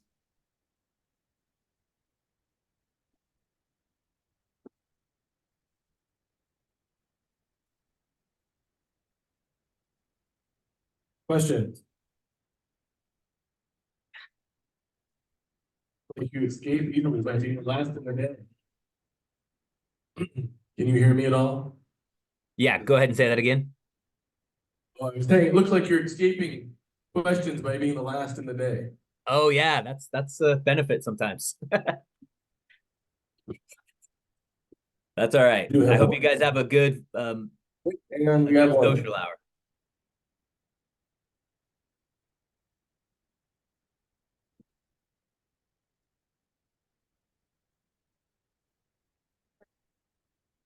I just want to make sure I understand. So the tribe owns the property, but is it held in trust or is it not held in trust? No, It is not okay. held in trust. Yeah, it's fee simple land. Okay. And just curious, does Kalispell Tribe, are you subject to hunting regulations by Washington Department of Fish and Wildlife, or do they hold an MOU or anything that allows for special hunting regulations? That's a really good question. Yeah. The Kalispell tribe is a non-treaty tribe. They're an executive order tribe that was established in 1914. And there may be other executive order tribes that have special arrangements with like state game management agencies, but we do not. We are required to follow hunting and fishing regulations that are set by WDFW or Idaho Fish and Game. Except for on the reservation and the trust lands, which those are subject to Kalispell tribal hunting and fishing rules. Thank you. Yeah, thank you. Great, thank you so much for I think presenting to us virtually. Oh, we have one more question? No? Don't escape.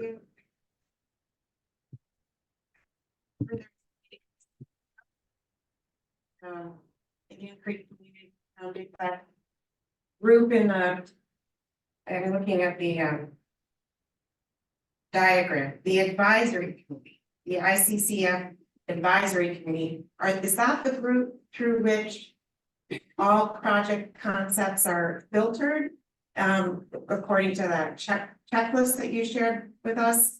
And then the final decision is made by the tribal council? Or is the advisory committee have like any kind of authority for making kind of recommendations or decisions about development? Yeah, so everything so far that we've done, it takes a while to get these projects off the ground, but everything we've done so far has been identified in our action plan, which was reviewed by our tribal council and approved. So we haven't had to go back to tribal council for approval to get kind of thing, to get projects going.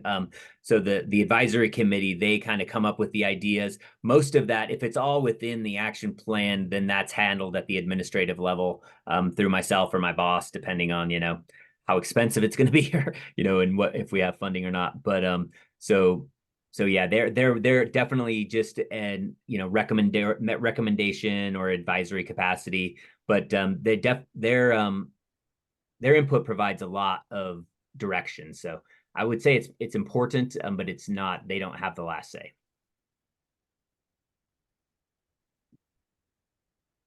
Great, one more question, anyone? All right, our thanks to you, Mike, appreciate it. Yeah, thank you. I hope you guys have a great evening. So for the people on Zoom, we should remind them that tomorrow will be online at 9 a.m. Yep, everything starts tomorrow again at 9 a.m. For those that are here in person tonight, there are a couple options for continued networking, if you'd like. Well, all the resources is hosting a community film screening discussing the Lostine Firewise community and showing the West is burning. Yeah, and to say, well, and then the other is that Terminal Gravity here in Enterprise is another good option for continuing networking, pub, indoor, outdoor brewery. So, but let Nils talk about Firewise. Yeah, the first movie, which will start. The first movie that'll start in about 10 minutes over at the OK Theater is about 55 minutes. It's called The West is Burning. We produced it in partnership with the University of Arizona. We chose them because they had a film producer from here, from Wallowa County, from Lostine, Cody Sheehy, and it's a really fabulous film that features a lot of people, many of you may know, a lot of communities in the area, and just talking about how we can work together to respond to the risk of wildfire in the West, and the importance of doing that. There'll then be about a 20-minute break, and you can get pizza and beer at the movie theater. And then we're gonna show a shorter film on the Lostine Firewise community, which the Oregon State Fire Marshal funded.